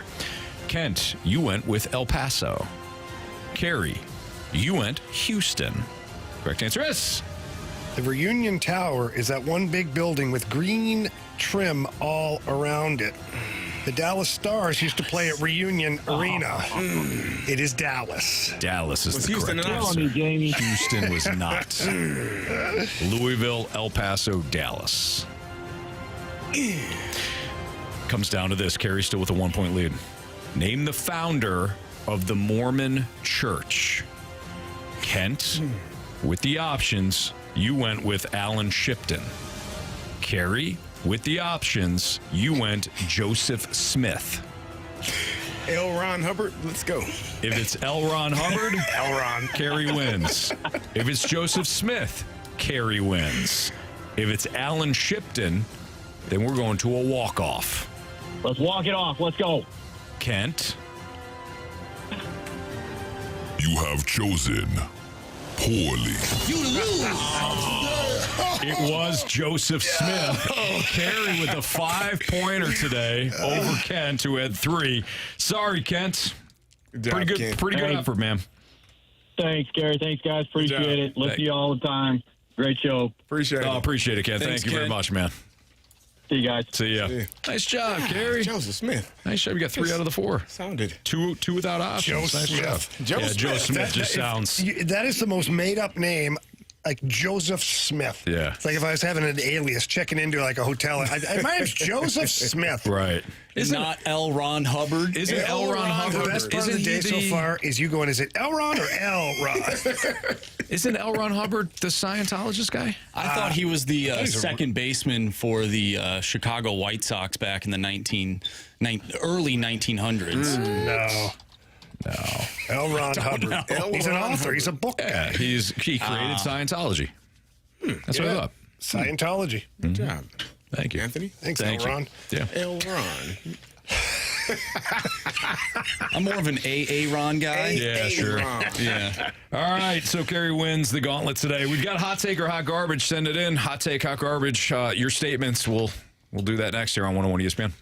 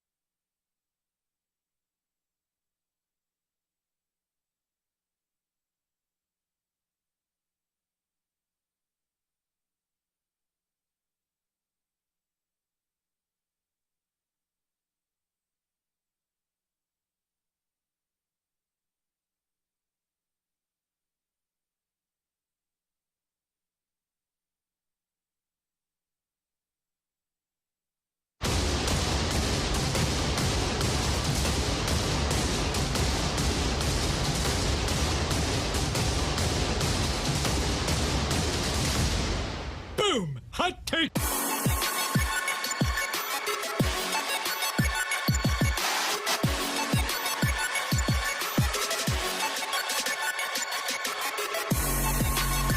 At the bottom of the hour, we'll talk to Heidi Watney of Apple TV. She'll talk to us. We'll talk to her a little bit about the Cardinals, trade deadline plans, national viewpoint of the Cardinals, things like that. But first, we got hot take or hot garbage. What do you got for us, Marsh? From the 214 hot take or hot garbage, Jordan Walker going to a different team would be the best thing for him career-wise. Jordan Walker? I'm going to say hot garbage off the top because, again, I think we're all just jumping to conclusions about where he's at, like where he's going to ultimately end up in his career. He's 22, just turned 22 at the start of this season. We talked about it, I believe, yesterday, that players coming out of college are 21, 22 years old, and they've never seen a major league pitch yet. Mm-hmm. Yet we're writing off Jordan Walker? Like, we're trading him and like, what's he going to become? Yeah. Well, why don't we find out what he's going to become first while he's a Cardinal? Mm-hmm. And if 2 years from now or a year from now, he still proves to be a guy that can't hit the slider, he's uncomfortable, he's not hitting for power. If that's the case, then maybe you move on at that point.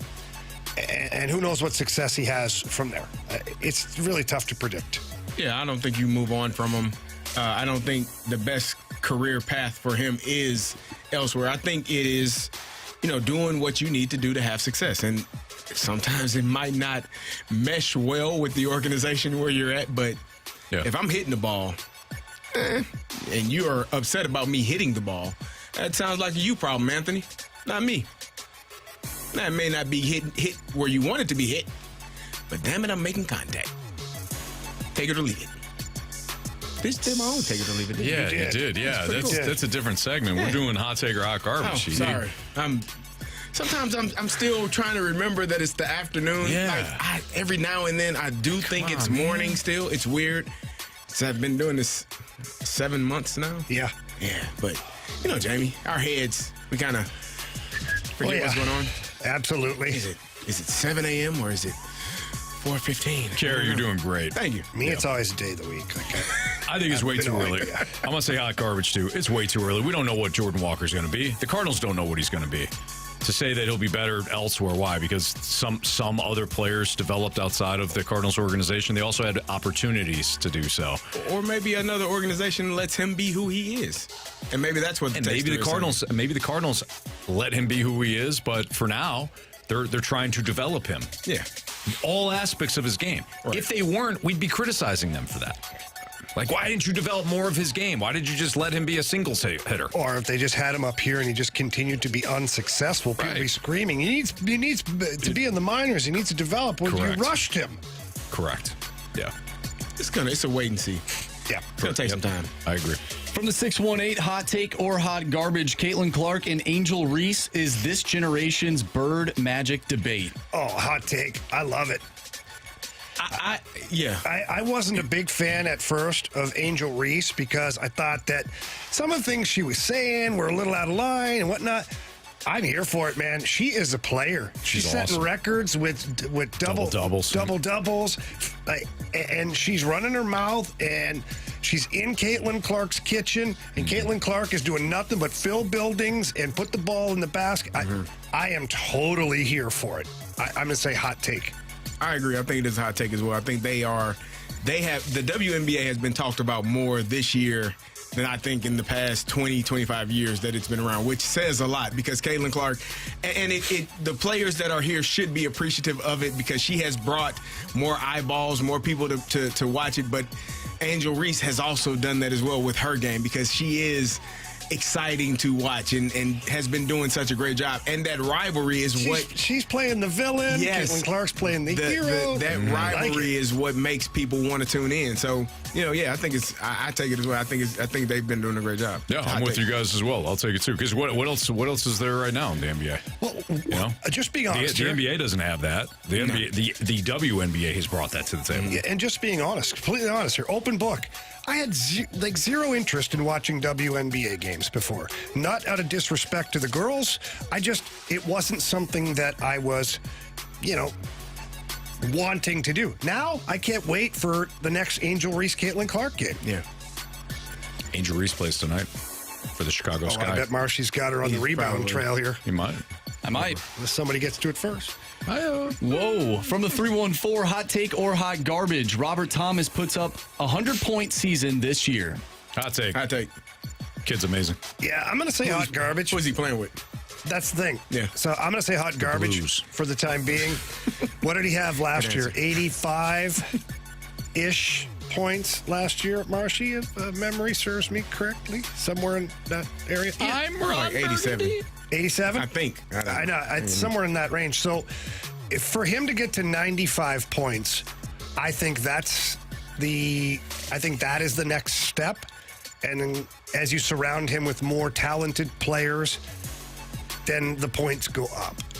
And very seldom do you have players that are just 100 points and nobody around them is close. Happened this year in Tampa. Nikita Kucherov was off the charts with the points he scored, but he still had a lot of pieces around him. I think he's 2 years away from being a 100-point player. 86. 86. Yeah. So if he gets to 95, that's a hell of a bump. Slacker.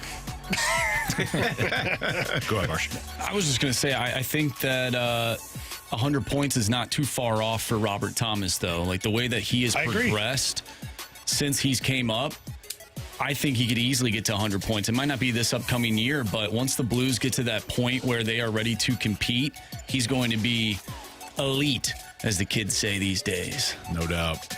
Do the kids say elite? Yeah. I guess everybody does. I don't think they say elite. They probably have a different word for it. Marsh would know better than us. Yeah, but Marsh is not a kid anymore. He's not a kid anymore. But he's closer to that age than he's closer, we are. but that means he could be farther too. You guys calling me old? He got nephews that are that age. That's I true. got kids though that are that age. Yeah, okay. Yeah. All right. I'm around these kids all young the people. time. All right. All right. Heidi Watney of Apple TV will join us next on 101 ESPN.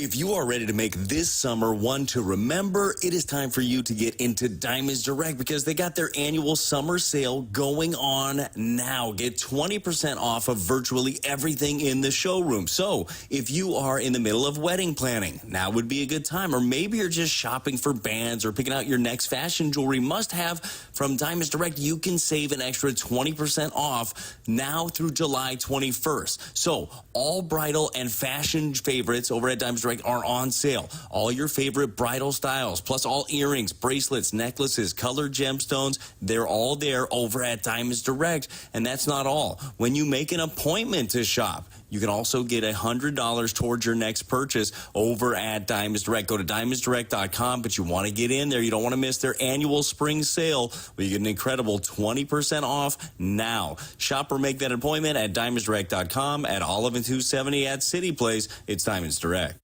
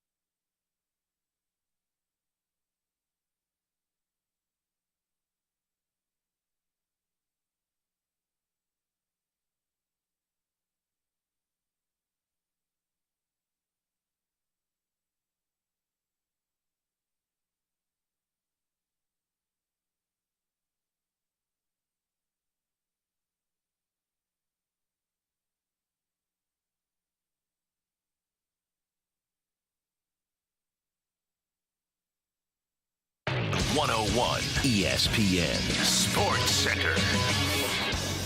I'm Andrew Marsh. It's time for a Sports Center update driven by Johnny Londoff Chevrolet and Johnny Londoff Autoplex. The Cardinals dropped both games yesterday to the Kansas City Royals. They have today off, but will take on the Chicago Cubs tomorrow, a 7:15 start time, and you can watch that game on Apple TV. We have Heidi Watney joining us next from Apple TV Plus, reporting for tomorrow's game. We'll dive into the Cardinals and Cubs series coming up next. I'm Andrew Marsh, and this Sports Center update is driven by Johnny Londoff Chevrolet and Johnny Londoff Autoplex. See them at londoff.com. Chevy, together we drive. Are you kidding me?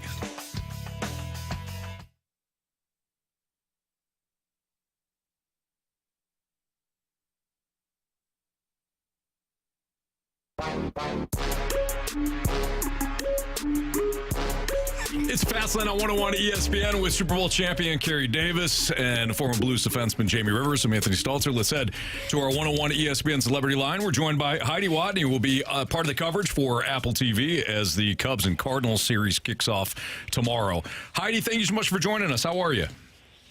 Hey, my pleasure. I'm doing great. How are you? We're doing great here in St. Louis, and certainly it's always fun. It's a fun time now that we're getting close to the All-Star break, and you've got the Cardinals now. You know, they were not good in April. They're starting to play better now. But I'm interested, locally, sometimes we can't see the forest through the trees. What's the national viewpoint for somebody like you when it comes to the St. Louis Cardinals?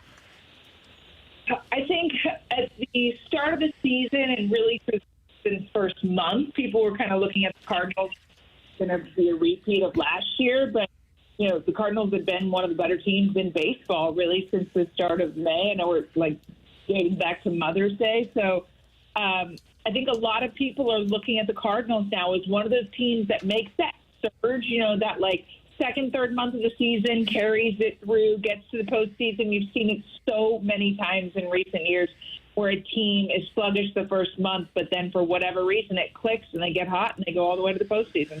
Heidi, from a national perspective, of course, again, you look at the Cardinals lineup, and we talk about it on the daily here, but what do you think they need at the trade deadline to kind of put them over that hump, maybe win the division and do some damage in the playoffs? Well, I mean, the trade deadline's tricky because in the National League, a lot of teams are still kind of in it. There's not a lot of teams out of it, so defining the buyers and sellers in the next couple of weeks is really going to be tough. The Cardinals, they bolstered their pitching this year, and that's done really well for them. Lance Lynn hasn't been quite as good lately. So every team pretty much can use another starting pitcher. But I think what most teams look for, if your offense is decently consistent, which the offense has come on more recently as they're getting guys back from injury, if their offense is pretty good, then you look for bullpen help. And even though the Cardinals' bullpen's been great, bullpen seems like it's what wins championships in October. So if that's what they have designs on, I'm sure they're going to be looking for that. Maybe a right-handed hitting outfielder, but I think their offense has done a lot better lately. Alec Burleson's been just a revelation for the team. It's fun to watch. Heidi, you just hit on, you said every team in the National League is pretty much in it, not named the Rockies and the Marlins. Is that a good thing, a healthy thing for baseball, that all of these teams are essentially within 6 games, even though most of these teams' records are under 500? Well, that's the opinion I have. I look at that as there's a lot of parity in the game and that teams are in it, and the expanded wild card has teams going for it. And you're not sitting here at the beginning of June saying, the season's done. There's no way we can catch you guys. I think it's great for the sport outside of, as you said, Miami and Colorado.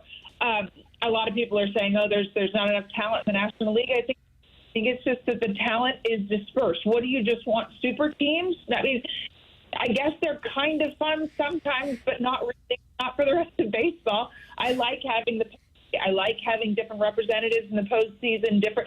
What are the 14 or 15 different winners of the World Series in this century? So I think that's fun.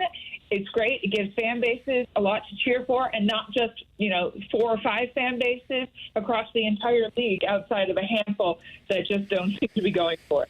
How do you talk about the parity? And I agree. From a fan's perspective, I like that teams are in it longer, but also from a radio host perspective, I'd like to see a little more gap so that we can see a few more trades at the deadline, wouldn't you? I know. It's funny because people want to see clear buyers and sellers, and they want to see these big moves where Juan Soto's getting traded from the Nationals to the Padres. And most years that doesn't happen. Now, there's that happen every year, and they can have, consequence or not in the postseason, but you're not generally going to see the big move. You may not see Luis Robert get moved. You probably will, but who really knows? Jazz Chisholm sounds like he's going to be on the move. I mean, there's some bigger names that are still out there. Garrett Crochet's been a big one people are talking about. I don't think Max Scherzer goes anywhere. He said the other day he doesn't want to waive his no-trade clause 2 years in a row. And he's coming out back surgery. I mean, dude had a spine surgery in December. So, it'll be interesting to see what shakes down. You're definitely going to see pieces moved. You're definitely going to see bullpen pieces. But I don't know that this trade season we're going to see the blockbuster deal that we're for. We're chatting with Heidi Watney, who will be part of the Apple TV streaming service for the Cardinals and Cubs coming up this weekend. Along the same lines, Heidi, do you think that the expansion of the wild card has helped or hurt baseball? From Jamie just asked you about, we'd like to see more trades. For you covering the game, do you like the fact that we might see fewer trades at the deadline because there's fewer sellers, but yet we get more intrigue in the both wild card races as we get closer and closer to October? Yeah, I see both sides of it, and I like having more teams involved in the hunt for the postseason. I think that hunt in August, particularly September, is almost as exciting as the postseason. But I do see the other side of the coin, and that you have teams like the Dodgers and the Phillies and the Braves were so good all season long and build these dominant rosters and invest in their team monetarily and otherwise. And then, you get a team that catches fire like the Diamondbacks last year, and they go all the way to the World Series. And nobody would have predicted at this point last season, nobody would have predicted the Texas Rangers and the Arizona Diamondbacks. And yet, that's what happened in the World Series last year. Now, I think that's fun because I'm just a fan of baseball. I'm a fan of great players. I'm a fan of great teams. I'm a fan of the sport. But I can understand how people who are a fan of the Dodgers and your team is investing all this money and this time and this energy and building this super roster, and then, they catch a cold spell from Mookie Betts and Freddie Freeman, and this other team comes in that they walloped during the regular season and then moves on in the postseason. I get both sides of the coin there, but I still like the parity. I still like the every man, every team has a shot to get hot and go on a roll in the postseason. I'm going to take this off the rails a little bit here and just talk about baseball coverage in general. We all know what the Bally's situation is as far as regional sports networks are concerned. There are some streaming services out there. You're with Apple TV. When it comes to the future of baseball and the coverage, what do you think the landscape looks like? I don't think it's just baseball. I think it's sports in general and life. With the way that and I am certainly not an expert at like the machinations of television and how people are cutting cords and whatever. I just know what I read, which is what everybody else can read. Is that not getting into streaming, you're going to be left behind because that's the way that everyone else is going. This gazillion-dollar NBA deal, Amazon is in on it. It's not just the ABCs and the NBCs and the CBSs anymore. And, while that's contributed to just there's so many choices that people can watch in such a variety of things that you've got to get on whatever platform you can. And if you're not on streaming, then you're going to get left behind because so many younger people these days aren't subscribing to the traditional cable model. And it's sad for the landscape of TV and RSNs. I've watched it in baseball. I'm someone I worked for New England Sports Network in Boston. That was my first job in baseball. And, that was one of the biggest thriving regional sports nets. And it was a lot of fun. And you have your local fans that are just diehards that are locked into every single thing that you're doing. And it's different than a national broadcast. But I enjoy doing the national broadcast now. But I just feel like MLB, like the NFL, like the NBA, like everything else, has to get into the streaming game or they're going to get left behind. You can watch Heidi Watney and her colleagues this weekend, starting, tomorrow for Apple TV. Cubs, Cardinals, Busch Stadium, 7:15 is the first pitch for tomorrow night's game. Heidi, we appreciate you joining us, carving out some time for us. Enjoy St. Louis while you're here, and certainly the Cubs and Cardinals tomorrow night. Hey, it's my pleasure. And if you go on, I'll post this tomorrow morning. I'll post a free 2-month trial for those of you who don't have Apple TV. Just go on Heidi Watney, at Heidi Watney on X. You'll see my free trial there, and you can join us if you haven't checked it out. All right, there you go. A little promotion for everybody that doesn't have it. You want to watch your Cardinals tomorrow night? There you go. One of you guys show me how to download something, I'm in. Yeah. Heidi, we'll take care of that part, all right, with Jamie. So Great. There you go. All right. Heidi, thank you. We'll see you. All right, take care. You too. All right, there you go. That was Heidi Watney here in the Fast Line on 101 ESPN. She's right. It's not just baseball. It's not just every Apple. Sport. It's every sport. Well, it's every sport, obviously. For fans, though, because you do have to have so many different subscriptions and go to so many. Like it's costly. Like if you have to go to it, you disagree. I don't disagree at all. And then the inconvenience of going out of one app to go to another app. Okay. That to me is that's a pain in the butt. That is a pain. The cost in is the a wash. butt. Because cable costs like $100 and some bucks. Like this to me is karma for everybody. It's like, I cut the cord. I'm a genius. Really? You think that they weren't going to figure out how to get money out of your pocket? Now you have 6,000 subscriptions. Well, you're paying for it now, too. But you, like me, Carey, because I didn't cut the cord for a long time. Mm-hmm. You and me, we at least have a little bit of peace knowing that all the people that thought they were smarter than everybody they're now paying the same freight. Until they choose to go back on local cable TV, and now you got to get back on your cable subscription I'm just so to get sick basic. of it. Well, I got so many damn subscriptions, I can't even keep count. I don't even know anymore. There's things I'm paying for. I guarantee it that I don't. Just apps in general that I'm using, things I'm streaming. I guarantee that there's a channel that I'm streaming specifically that I have on another streaming service as part of their package, and I'm paying double for both. You got to get the bundles, gentlemen. Yeah, the bundles. They've been good. Especially the ones that have the adult bundle with the Disney Plus, like a little Hulu Disney Plus. What's this adult bundle? Well, like Hulu. Well, Hulu's both. Oh, yeah. I thought he meant a different I adult. can't believe you were thinking like that. You did too. No, I meant like, rated R movies. What's your problem? You were trying to figure out what adult app he was watching. I was just like, what bundle's that, Anthony? Carey, this is a family program. I'm a father of 3. I know. Well, how do you think you figured that out? Here you go. Hey, Jamie, still don't know. All right. That sound or the boing, boing, boing. Yeah. All right. Are these Cardinals-esque trade targets difference makers? I had referenced an article early with The Athletic when we had the conversation about Oli Marmol and the contract extension. There's 3 names, none of which are going to get you excited, but we'll discuss whether or not they should. That's next on 101 ESPN.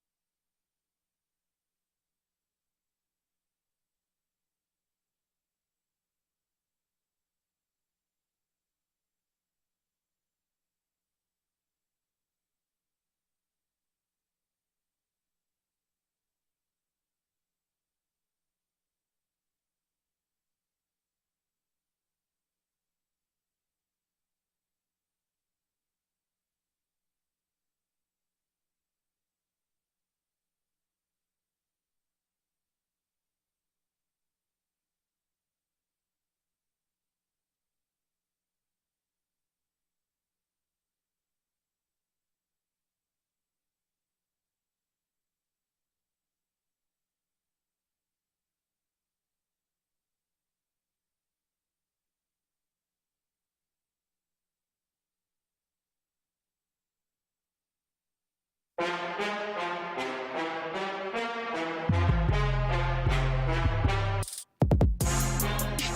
you still think this is a team that's going to be slight buyers, or do you feel like they might get a little more aggressive? It would go counter to the way they've generally operated in the past. I don't know that we've seen them make many dramatic moves at the deadline. Arenado and Goldschmidt were dramatic moves in the offseason. The Cardinals have not necessarily shown that kind of aggressiveness during July and the deadline period. That said, Scott, the point you raise is really good. Now, we all think of the National League as being the Dodgers, the Phillies, the Braves, maybe the Brewers now, but the Dodgers are vulnerable. The Braves are not the same. The Phillies are really good. There's no question about it. If you're a team like the Cardinals, why not get a little bit more aggressive in the hope of maybe stealing this thing this year? It's not out of the question that they could do that. That was Ken Rosenthal on the podcast Foul Territory. It's Fastlane on 101 ESPN. So he was talking about options, general options Cardinals have at the deadline. And we referenced an article earlier today about Oli Marmol in The Athletic, and he's done an excellent job this year. And that same blurb, and it was a complete breakdown of MLB trade deadline, the latest for all 30 teams heading into the All-Star break. They mentioned 3 pitchers that the Cardinals could be interested in. One is Yusei Kikuchi from the Blue Jays, Eric Fetty of the White Sox, and Cal Quantrill of the Rockies. 3 names that I don't think Cardinals fans would necessarily get excited about. None of them are Garrett Crochet. None of them are Max Scherzer.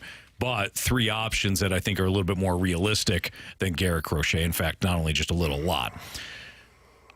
To me, it all depends on what the Cardinals are willing to give up.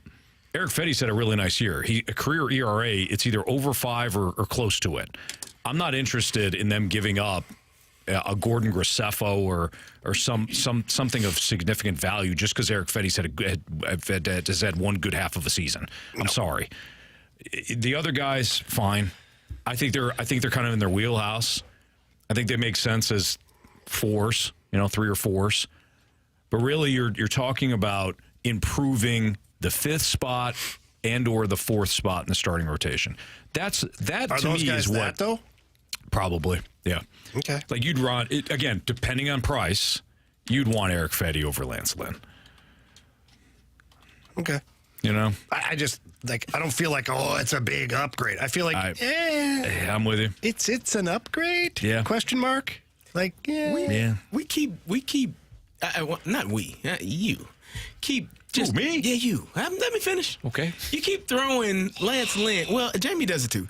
You guys keep throwing Lance Lynn to the bullpen like that's actually going to happen. You're trying to kick him off the team, and Anthony wants to put him in the bullpen. Yeah. It's not going to happen. Why not? Why would it? Do you trade him then? To where? Who cares? What?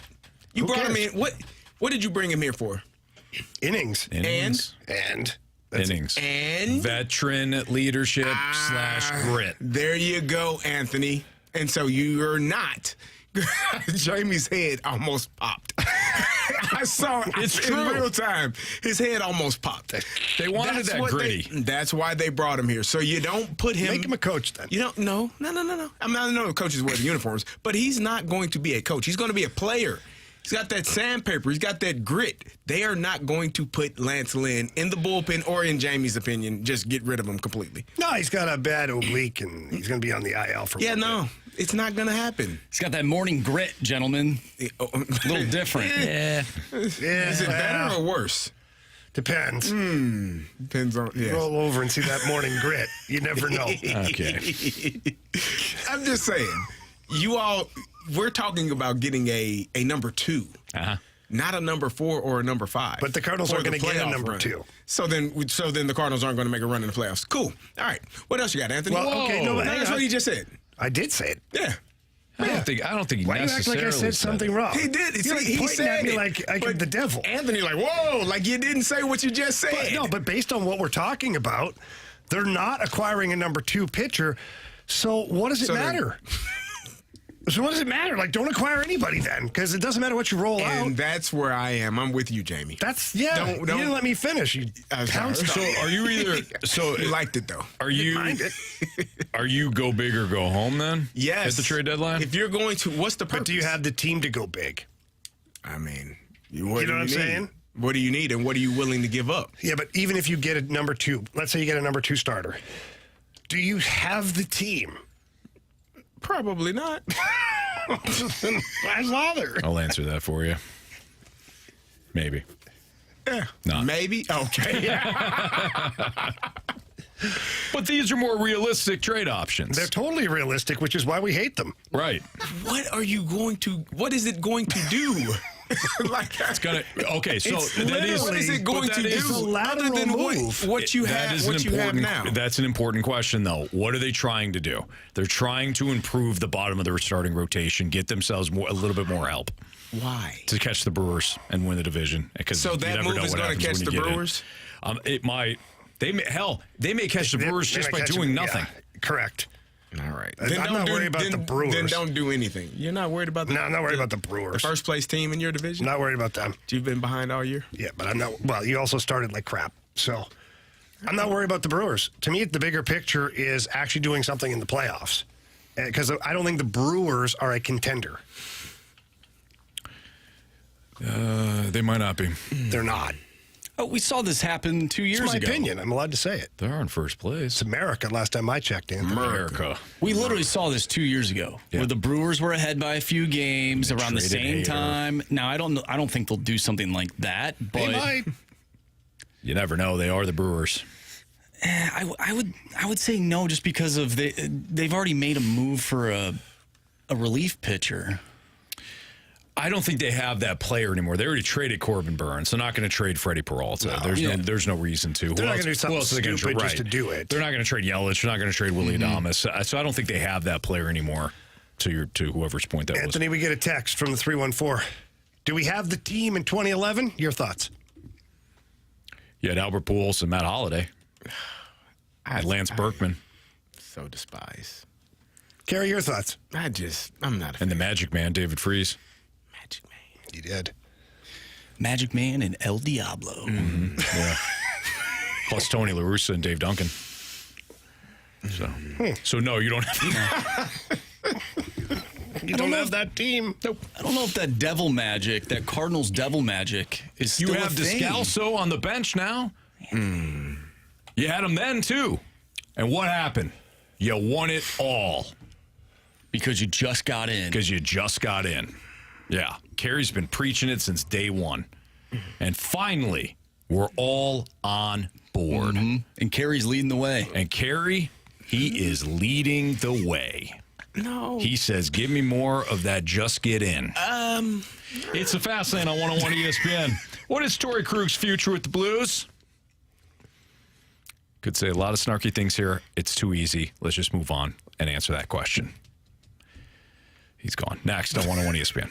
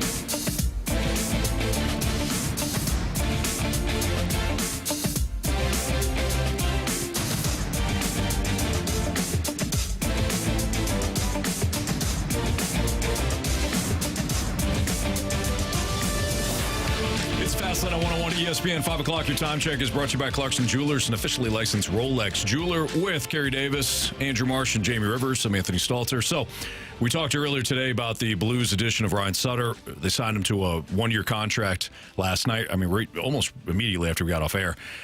Jamie, the big question now is, what do the Blues do with really, any of these defensemen? Because you had ran through it.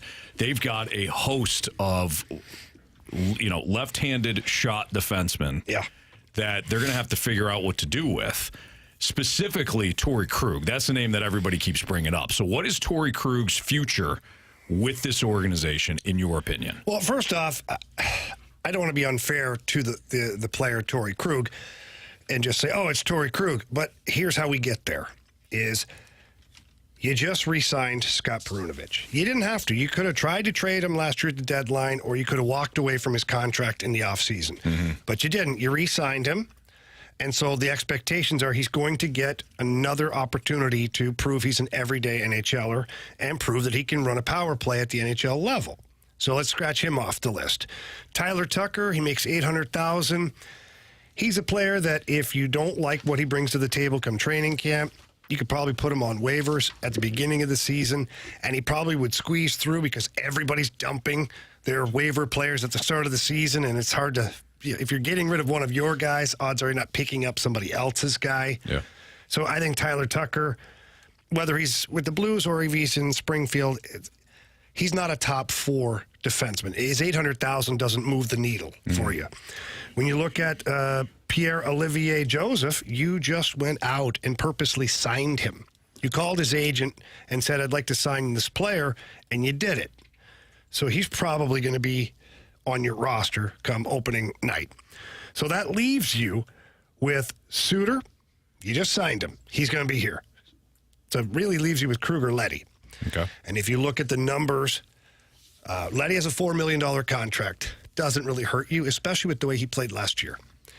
Played in every situation. When they needed power play time, he provided it, but mostly penalty kill and the tough matchup. Him and Colton Parayko were very good together last year. I just don't see why you would break that up. When defense is an area that you're focusing on, I don't know if I would break up my number one pair just to move $4 million. Sure. So then it leaves you with Torey Krug, who makes $6.5 million, and some would argue, especially on the text line, that he's being paid too much for what he does for the team. And if that's the case, then Doug Armstrong would probably look to move said player. How he does it, it's going to be tough conversations with Torey Krug and his representatives. It's going to be asking him to waive a no-trade clause, or telling him that if he doesn't waive his no-trade clause, that the player will be waived, which means any team can pick him up at that point. And there are teams out there that would absolutely pick him up. There are teams out there that have the cap space to absorb the entire $6.5 million. Some teams are looking to get to the floor for the salary cap. Right. That's probably not a spot that Torey Krug would like to be. He'd probably like to be on a solid team or a contending team or playoff team, whatever. Certainly. So then Doug Armstrong can then turn to him and say, well, then give me a list of 10 to 12 teams that you'd go to and organize a trade with somebody like that. Mm-hmm. I don't know of any other way for this to work at this point. Just based off what I just said, I just don't know how you have Suter, Joseph, Perunovich, Krug, and Leddy. Tucker, I'm putting in a separate category. He's played the right side. If you get some injury, he's fine. I just don't know how you have all of those left-handed shot defensemen. They're not all playing, and they're all under one-way contracts. So there's a roadblock somewhere. Mm-hmm. And what moves the needle for the team is probably moving the biggest contract on the left side and allowing a smaller contract in Perunovich to try and live up to what the big contract did. Yeah. As a player.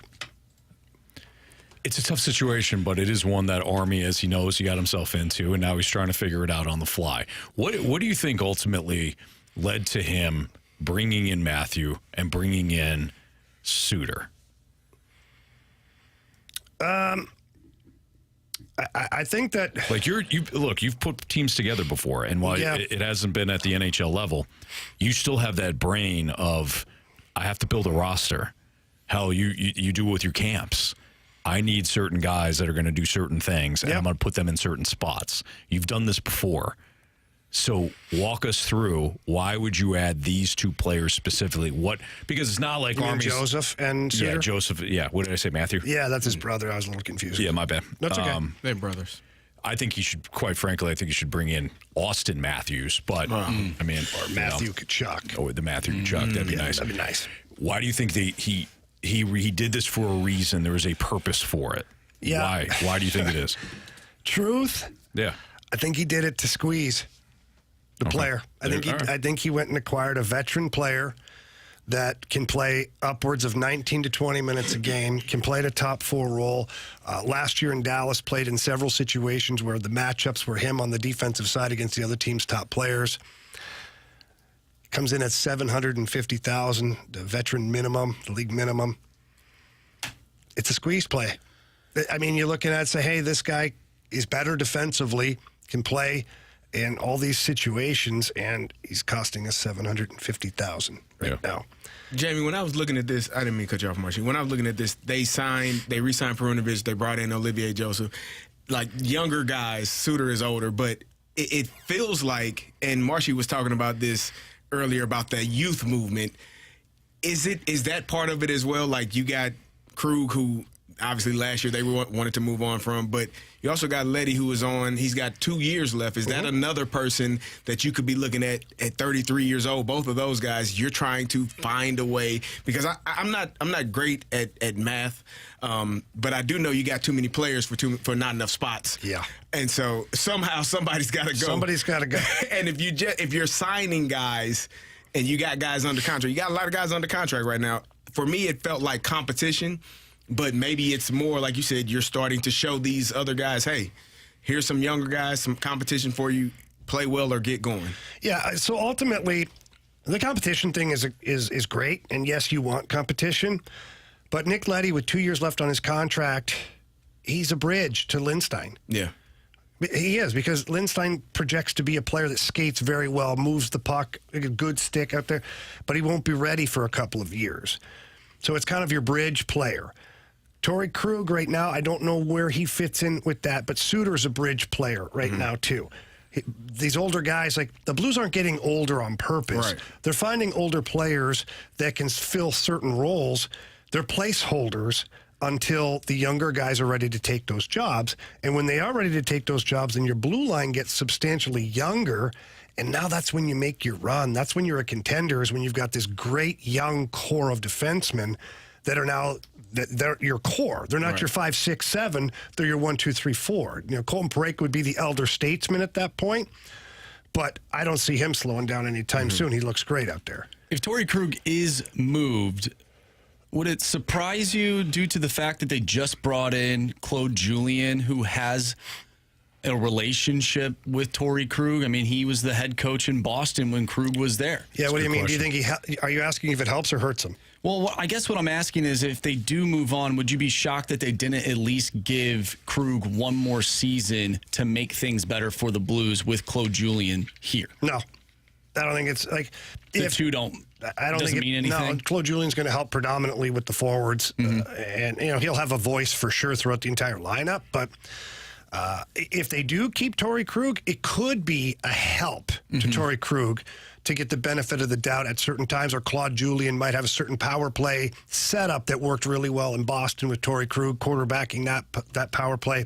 But right now, I don't think Doug Armstrong, he may keep Torey Krug. If he doesn't, I don't think he cares about the relationship between Claude Julien and Torey Krug. I think he cares about building this roster and gaining salary cap space for a team that might need that cap space if they decide to make a move later on in the season, or just moving on from a player that might be blocking someone who they think is up and coming. 510, your time check, brought to you by Collection Jewelers, an officially licensed Rolex jeweler. We're going to get to our Sports Six-Pack, so if you have a question for us, send it in the Air Comfort Service text line at 314-399-9646. Our Sports Six-Pack is next.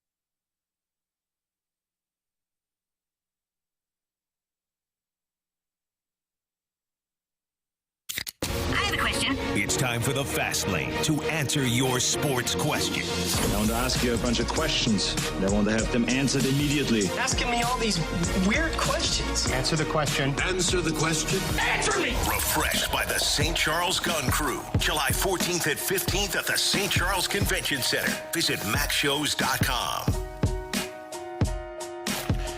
Time for the Sports Six-Pack here in the Fast Lane on 101 ESPN with Carey Davis and Jamie Rivers. I'm Anthony Stalter. Here is Andrew Marsh with question 1, please. Question number 1.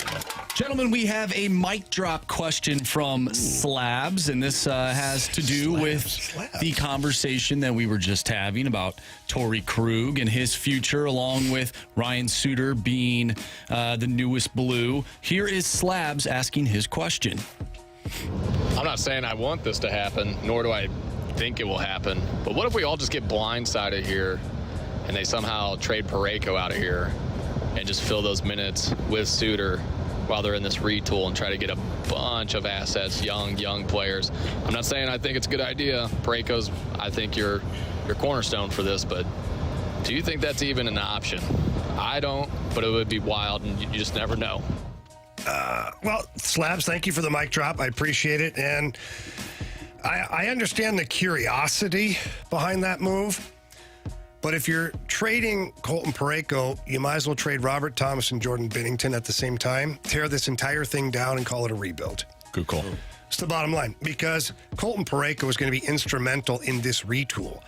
You cannot remain competitive without Colton Parayko. Suter cannot play the spot where Colton Parayko is. He can play with Colton Parayko, but he can't replace him.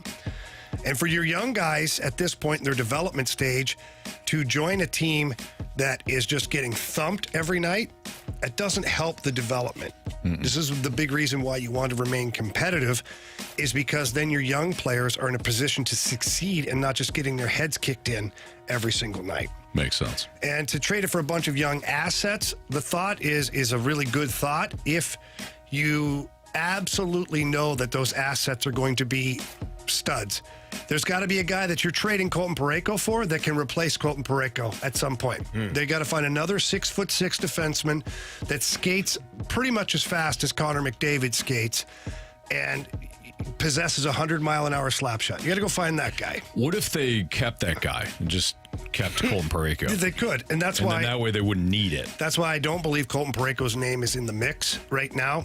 I mean, if you're trading Colton Parayko and somehow Cale Makar is the return for it, you make that trade, okay? I'm okay with that one. But otherwise, I think that other players are a better option. And I know that we've had some questions on the text line while we're on this topic regarding why not, if you're going to move Krug, why not Falk? Well, you really only have 3 right-handed defensemen on your NHL roster that can play every night. And that's Parayko, Falk, and Matthew Kessel right now. You have some left-handed shots that might be able to play the right side, but you don't have anybody yet to take control of that right side. And Justin Falk can play in every situation. He can play on the power play. He's shown that he's got a great one-timer, good offensive instincts. He kills penalties. He can play the tough matchups. He's a physical guy. He had a little bit of a down year last year, for sure, but he also was riddled with some injuries. He played through a lot of things. He tried to play through things, and that made him a little bit of a lesser player. I think a healthy, rested Justin Falk coming up this season will look a lot like the Justin Falk that we saw 2 years ago when he was your best defenseman. Cale Makar would be nice, though, but I don't know if there are multiple drunk GMs in Colorado. No, I doubt it. I know Joe Sakic, who's the president. I've had several beers with Joe, but I still don't think he'd get that drunk. Yeah, I think he would keep his wits about him. For sure. Marsh is a good thought. Question number 2. Yeah. From the Water Boy, the listeners are dying to know, what is your home run derby strategy? Are you looking to pull the ball, take it oppo taco, aim for the gap? What are your thoughts? Gary? What's your strategy? Pretty much a pull hitter. Down the left field line. Just pulling it, huh? Yeah, I'm just going to pull it. See how hard I can swing hard, hit hard. That's usually how I go. Swing. If you swing hard and you make contact, good things tend to happen. Softball's tricky, though. You don't want to overswing with softball. Swing hard. Swing hard. You can roll over. I saw that a few times last year. You pull an oblique. Murder That's the it. price of doing business. Yeah. Don't worry about it. It'll heal in 2 to 3 weeks. Yeah. I'm a lot like Jordan Walker. I just swing at every pitch. But when you make contact. When I make contact. There you go. Although my launch angle's still better than his. But what? Nice. Marsh, you've seen Speaking it. the truth. It's fine. I saw Rafe in the parking lot coming in. He's asking, "You been to the batting cages yet?" I'm like, "Nah." Tell them we've gone 4 or 5 times. I want them in their own head. Well, I'm not going to tell them we ever went. Like, man, we just going to show up. I'd be like, yeah, we hired a batting coach. Oh, man, we should. We should. We went to Jimmy Ball Games house and did some batting. I could set that up. Yeah. Let's do that. I could set Let's that up. do that. Yeah. We I should think do for that Marsh and I love it. Jamie, it's all about pulling it. It is. Some nights you have to do that, depending on the ballpark that you're in. In this particular ballpark, if you're pulling it hard, you get that close porch out there in right field for us lefties. I remember, though, the year that I did it, I was hitting line drives to, like, what would be left center. I was actually kind of scared, though, because they were coming off the bat pretty quickly, and there's kids out there. And I was like, oh, man, I hope these kids, they brought a shouldn't have been glove. standing there. Yeah. Okay? So far, the only person, unfortunately, that has gotten hurt has been the poor gentleman that was in the knocker ball. Had nothing to do with softball. Nothing to do with the softball derby. All knocker ball. Do you think he shows up wearing a Jamie Rivers jersey again? I hope he does. Or do you think that is bad luck? No, why would that be bad luck? No, it wouldn't. Broke his ankle. The knocker That wasn't ball my was fault. responsible Who's for that? It's that. Dylan, right? Yes. That's not the jersey's fault. Dylan's a gamer. Yeah, he is. He'll go right back out. We had him on. We asked him if he'll go back out to the derby. He said, I'll be there. He's a gamer. I think he shows up. I think he goes back in a Jamie Rivers jersey. And I doubt they have knocker ball.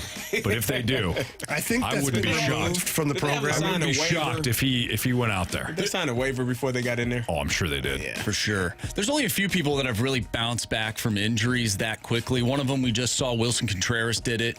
Adrian Peterson and Dylan. Yeah, and Dylan. Absolutely. That's good company. That's a good call. Yeah. Our Question number 3. Our other strategy is just to win. For sure. From Grant Francis Fan Club, if Torey Krug had been a UFA this summer, what kind of contract would he have gotten, and for what role on what kind of team? It probably would be a middle tier team, somewhat similar to what the Blues are right now. There are several teams that could always use a good power play player. Would it have looked 7 times 6.5? I don't believe it would have, but we're also, 3 years down the road from when he signed his UFA contract. So let me answer it better this way, Marshy. If Torey Krug was 3 years ago coming off what he was in Boston, he probably would have got the same kind of deal now from a team that wanted to acquire him. Secondly, if we erase that and we do it differently, if we look at, let's say he had signed a 3-year contract with the Blues, and that contract ended after last season, and he hit unrestricted free agency, what would it look like? I think it would look like a team that I said that's a middle tier team looking to maybe make a playoff push that needs a quarterback on the power play, but I think it would probably be in that $3.5 million. It's just my opinion. Question number 4. This one comes from Tanisha in the Snake Pit. What has been your most questionable haircut and or fashion moment?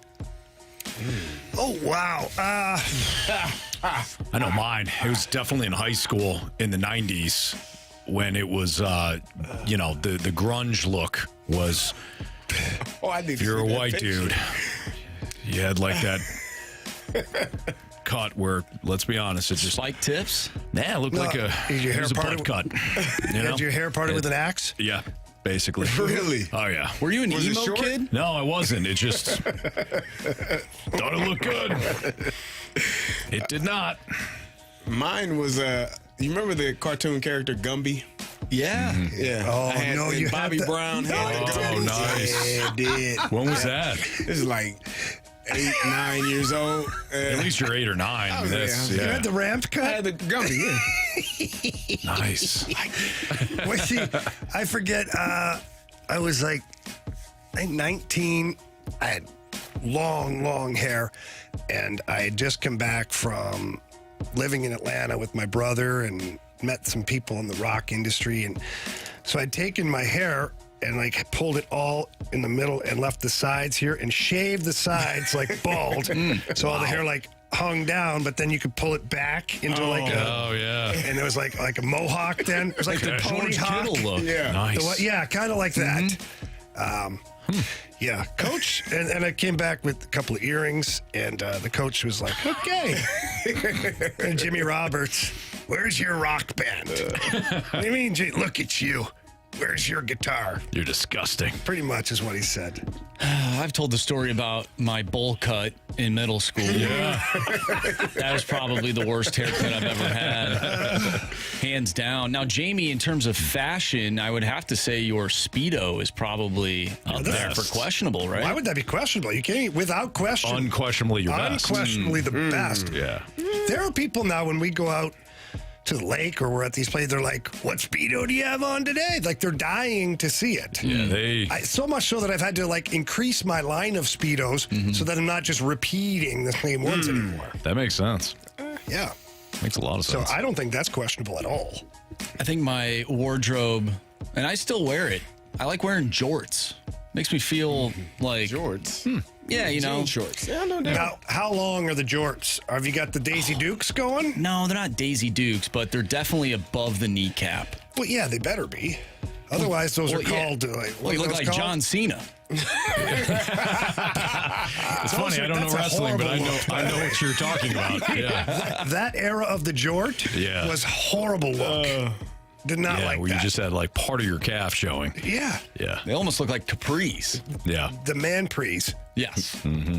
But I do like the jorts for sure. Actually, I like the Canadian tuxedo. So I wear the jean jacket with the jorts. Wow. The key is you find a good denim shirt, and then you cut the sleeves off. Oh. And then you wear that with your jorts. You are styling and profiling. Man. Sounds about right. Question number 5. Yeah, thanks. Lots of questions about Torey Krug from the 314. Jamie, I'm curious, how does Armstrong go about talking to other GMs about a possible Torey Krug trade? Does he have any leverage? I don't think you need leverage at this point. This is not a trade that is requiring leverage. I think you look at some of the teams like Utah would be a good target. One, Bill Armstrong. Two, the team needs players. They had like 7 defensive players that were unrestricted. They did re-sign, I think it's Dursey. He got a deal, but they could certainly use a player like that. You find some other teams at the same time that they're not big spenders right now, or even the Chicago Blackhawks for that matter. They need some players right now to bridge that gap for all those young guys. Like, I don't think finding a team to do business with would be difficult. However, finding a team that Torey Krug would like to go to will be a whole other problem. Like Vladimir Tarasenko, when he asked for a trade, he had a very specific group of teams that he would go to. Unfortunately, all those teams were Stanley Cup contenders, and none of them had any cap space. So Army couldn't make that trade, which is why Vladdy did not get moved until the following season at the trade deadline. So finding someone for Torey Krug could be more difficult than finding a team Torey Krug would like to go to could be more difficult than finding someone who would take him. Question number 6. From the 314, who shows up for more games this year? Aaron Rodgers or Taylor Swift? Taylor Swift. Yeah. Come on. Yep. Aaron Rodgers is going to be there for all 17. Well, he might be there. You're right, because he was there for the game. So he'll be playing in all 17. Playing what? Playing quarterback. Where? For the New York Jets. He ain't interested in that. He's got another trip planned, I'm sure. He does. That's another sabbatical. That's the off season. Oh, that's right. He was an unfortunate incident. I don't know if you know this. They didn't block anybody. Those 4 plays. Should have got the ball out on time, maybe. That's a good point, Anthony. It's hard when there's a 300-pound man in your face. You got to move a little bit. He's in the shotgun when he blew out his Achilles. He did. He was running for his life. He's gotta get rid of the moved ball. a little bit, then he Can't got touch quarterback anymore. Got shredded. I'd like to give us a shout out for getting through all 6 questions in one segment. What are we going to do next segment? Uh-oh. Biggest question of the day next on 101 ESPN.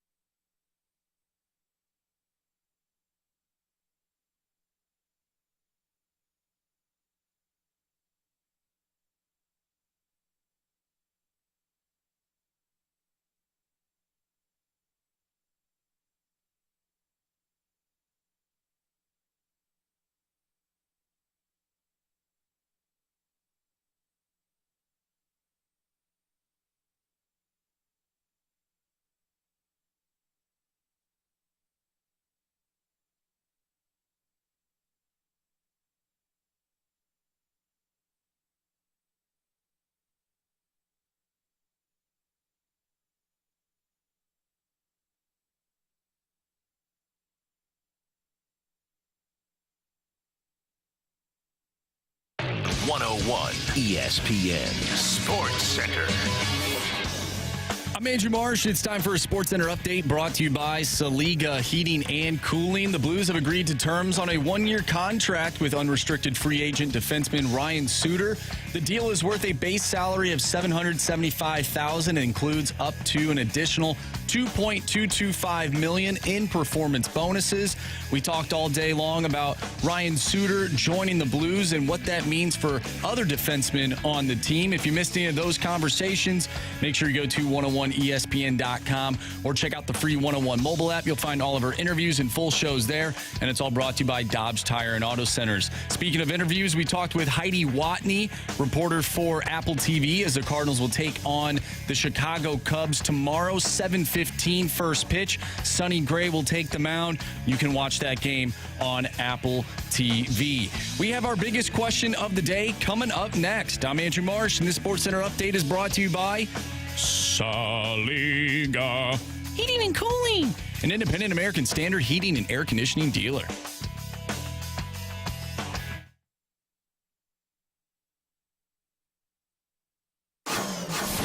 It's time for the Fast Lane's biggest question of the day. Carey Davis, Jamie Rivers, Anthony Stalter. It's Fast Lane on 101 ESPN. Andrew Marsh with the biggest question of the day. So, guys, yesterday it seemed like all of the pitching mishaps were a result of the team not having a solidified fifth starter. Hell, we can even say a solidified fourth starter. Is the Cardinals' mission at the deadline to bolster the back half of the rotation and not get perhaps a number two? I want them to get a bona fide top of the rotation guy. But what I want and what the Cardinals are able to get because of what they're willing to give up, that's two different things. And I know Cardinals fans want to see them, quote unquote, go for it until they're willing to see the price, until they're ready to see the price. So what's realistic now? I think for me, any team at any point, especially during the trade deadline, needs to upgrade when they can. Like, let's just generalize this. You have only, 3 or 4 opportunities throughout the course of the year to really improve your team. You've got free agency, you've got the drafts, and we'll include the international draft in that. You have the trade deadline, and then you have waiver opportunities. Mm-hmm. That's it. I don't think the Cardinals do a good job of patching holes. Do they do a good enough job of upgrading when they can?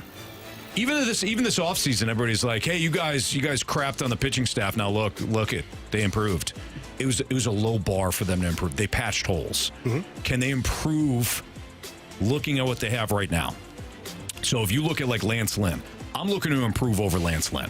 Whether he goes to the bullpen or he slides to the fifth spot, I don't care. But I'm looking to improve that spot. Can I improve over Sonny Gray? Not on the price. Can I improve even over Kyle Gibson or Miles Michaelis? Probably not on the price. And what I mean by that is giving up prospects. Can I improve over Lynn? I should be able to. Can I improve over the fifth spot in the rotation? I should be able to. That, to me, is what the objective should be for the Cardinals heading into the postseason.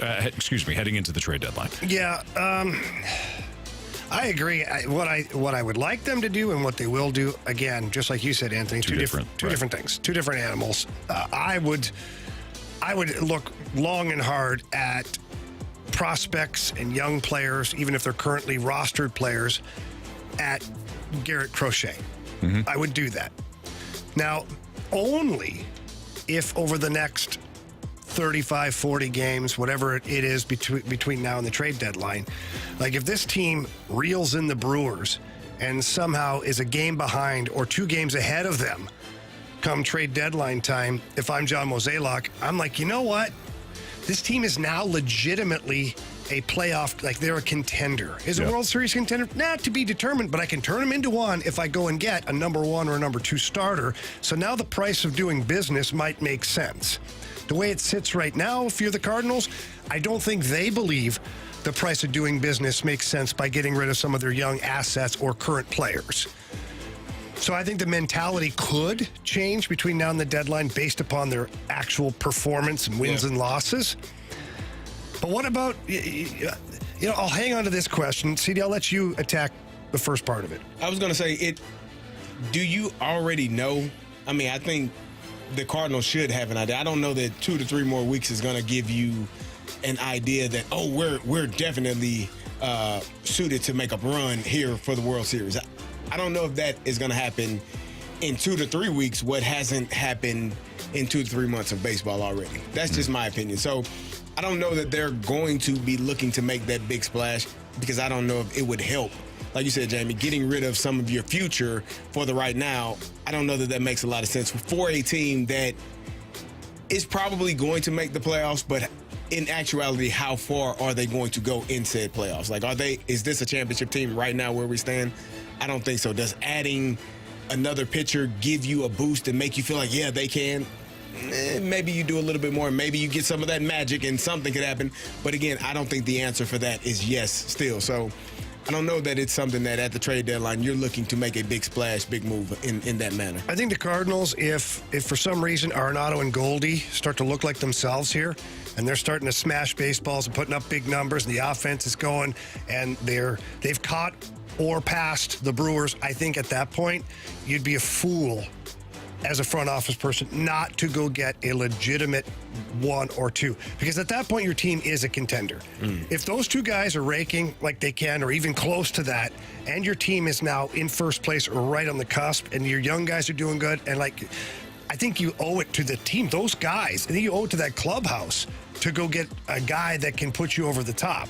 I just feel like my concern there would be it's only a sample of 2 to 3 weeks in comparison to what you've seen for 2 or 3 months. Yeah, but Carey, if you sit on the sidelines, you can't play, right? If you're Cardinals, you sit on the sidelines of trading.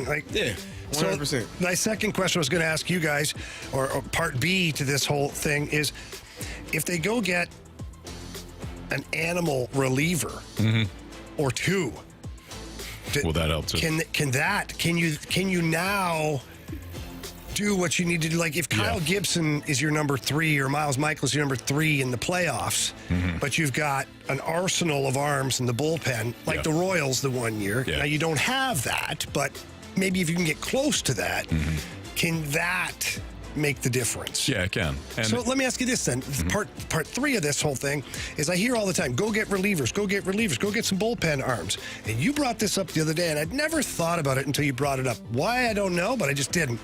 They're pitching too right now. So everybody talks about, the Cardinals bullpen arms, you're wearing them down, The guys you're going to trade for are also being used a bunch. Right. So I don't know how that refreshes your bullpen. They're not in freezers somewhere. I don't know how that refreshes your bullpen. Yeah, no, it doesn't. It really doesn't. Unless you're going to get rid of some of the arms that you currently have that are tired, but those guys are the ones that are helping you. You're right. You're acquiring guys that are also going to...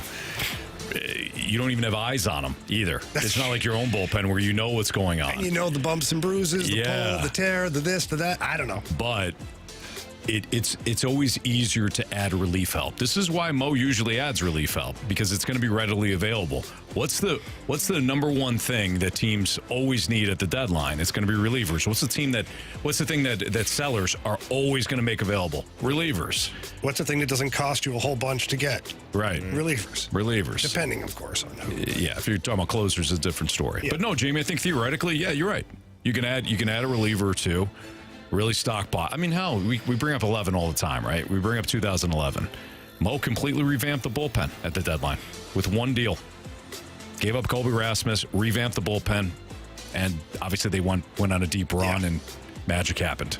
So, all right, we got Bet the Board, 3 stars of the day, criticisms, compliments next on 101 ESPN.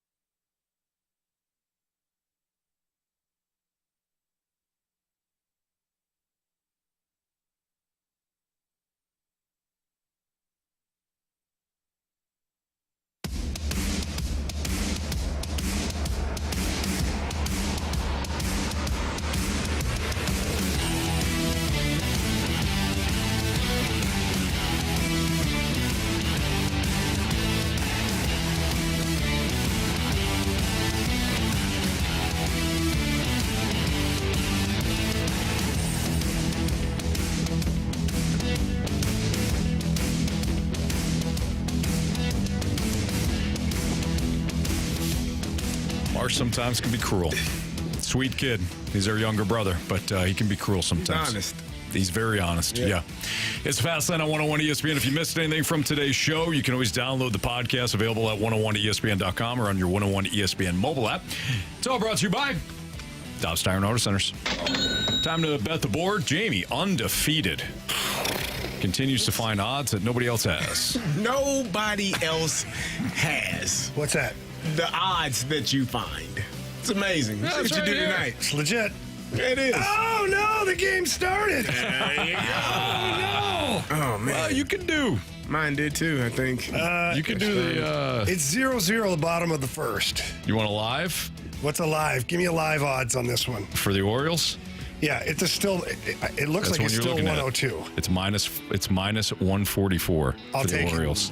it. Orioles are my pick against the Cubs. There you go. Carey has opened the door. Minus 144 for the Jamie machine. Ooh, that almost got scary. Who's next? I am up next, and you guys mentioned the rebounds tonight in the Chicago Sky and the New York Liberty game. You mentioned Angel Reese, and that number is set at 12.5. Mm-hmm. Well, I'm not going to go with that one. I had a sense. Sabrina Ionescu over 4.5 rebounds at minus 115. I looked at Angel Reese. That's what we were looking at earlier. And 12.5, I was like, feels like Anthony goes, she played last night. I'm like, if I were to pick it, I'd take the under, but I was thinking I under, stay but away from it. She's been pretty good. I was like, yeah, that's a little too close. Yeah. Is it on me?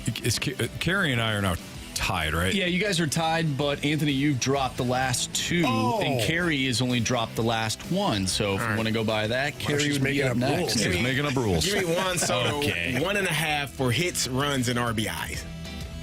1.5. So he needs 2 of those 3. Oh, yeah. He opened the door, and I walked right through it. There we are. It's minus 125. All right.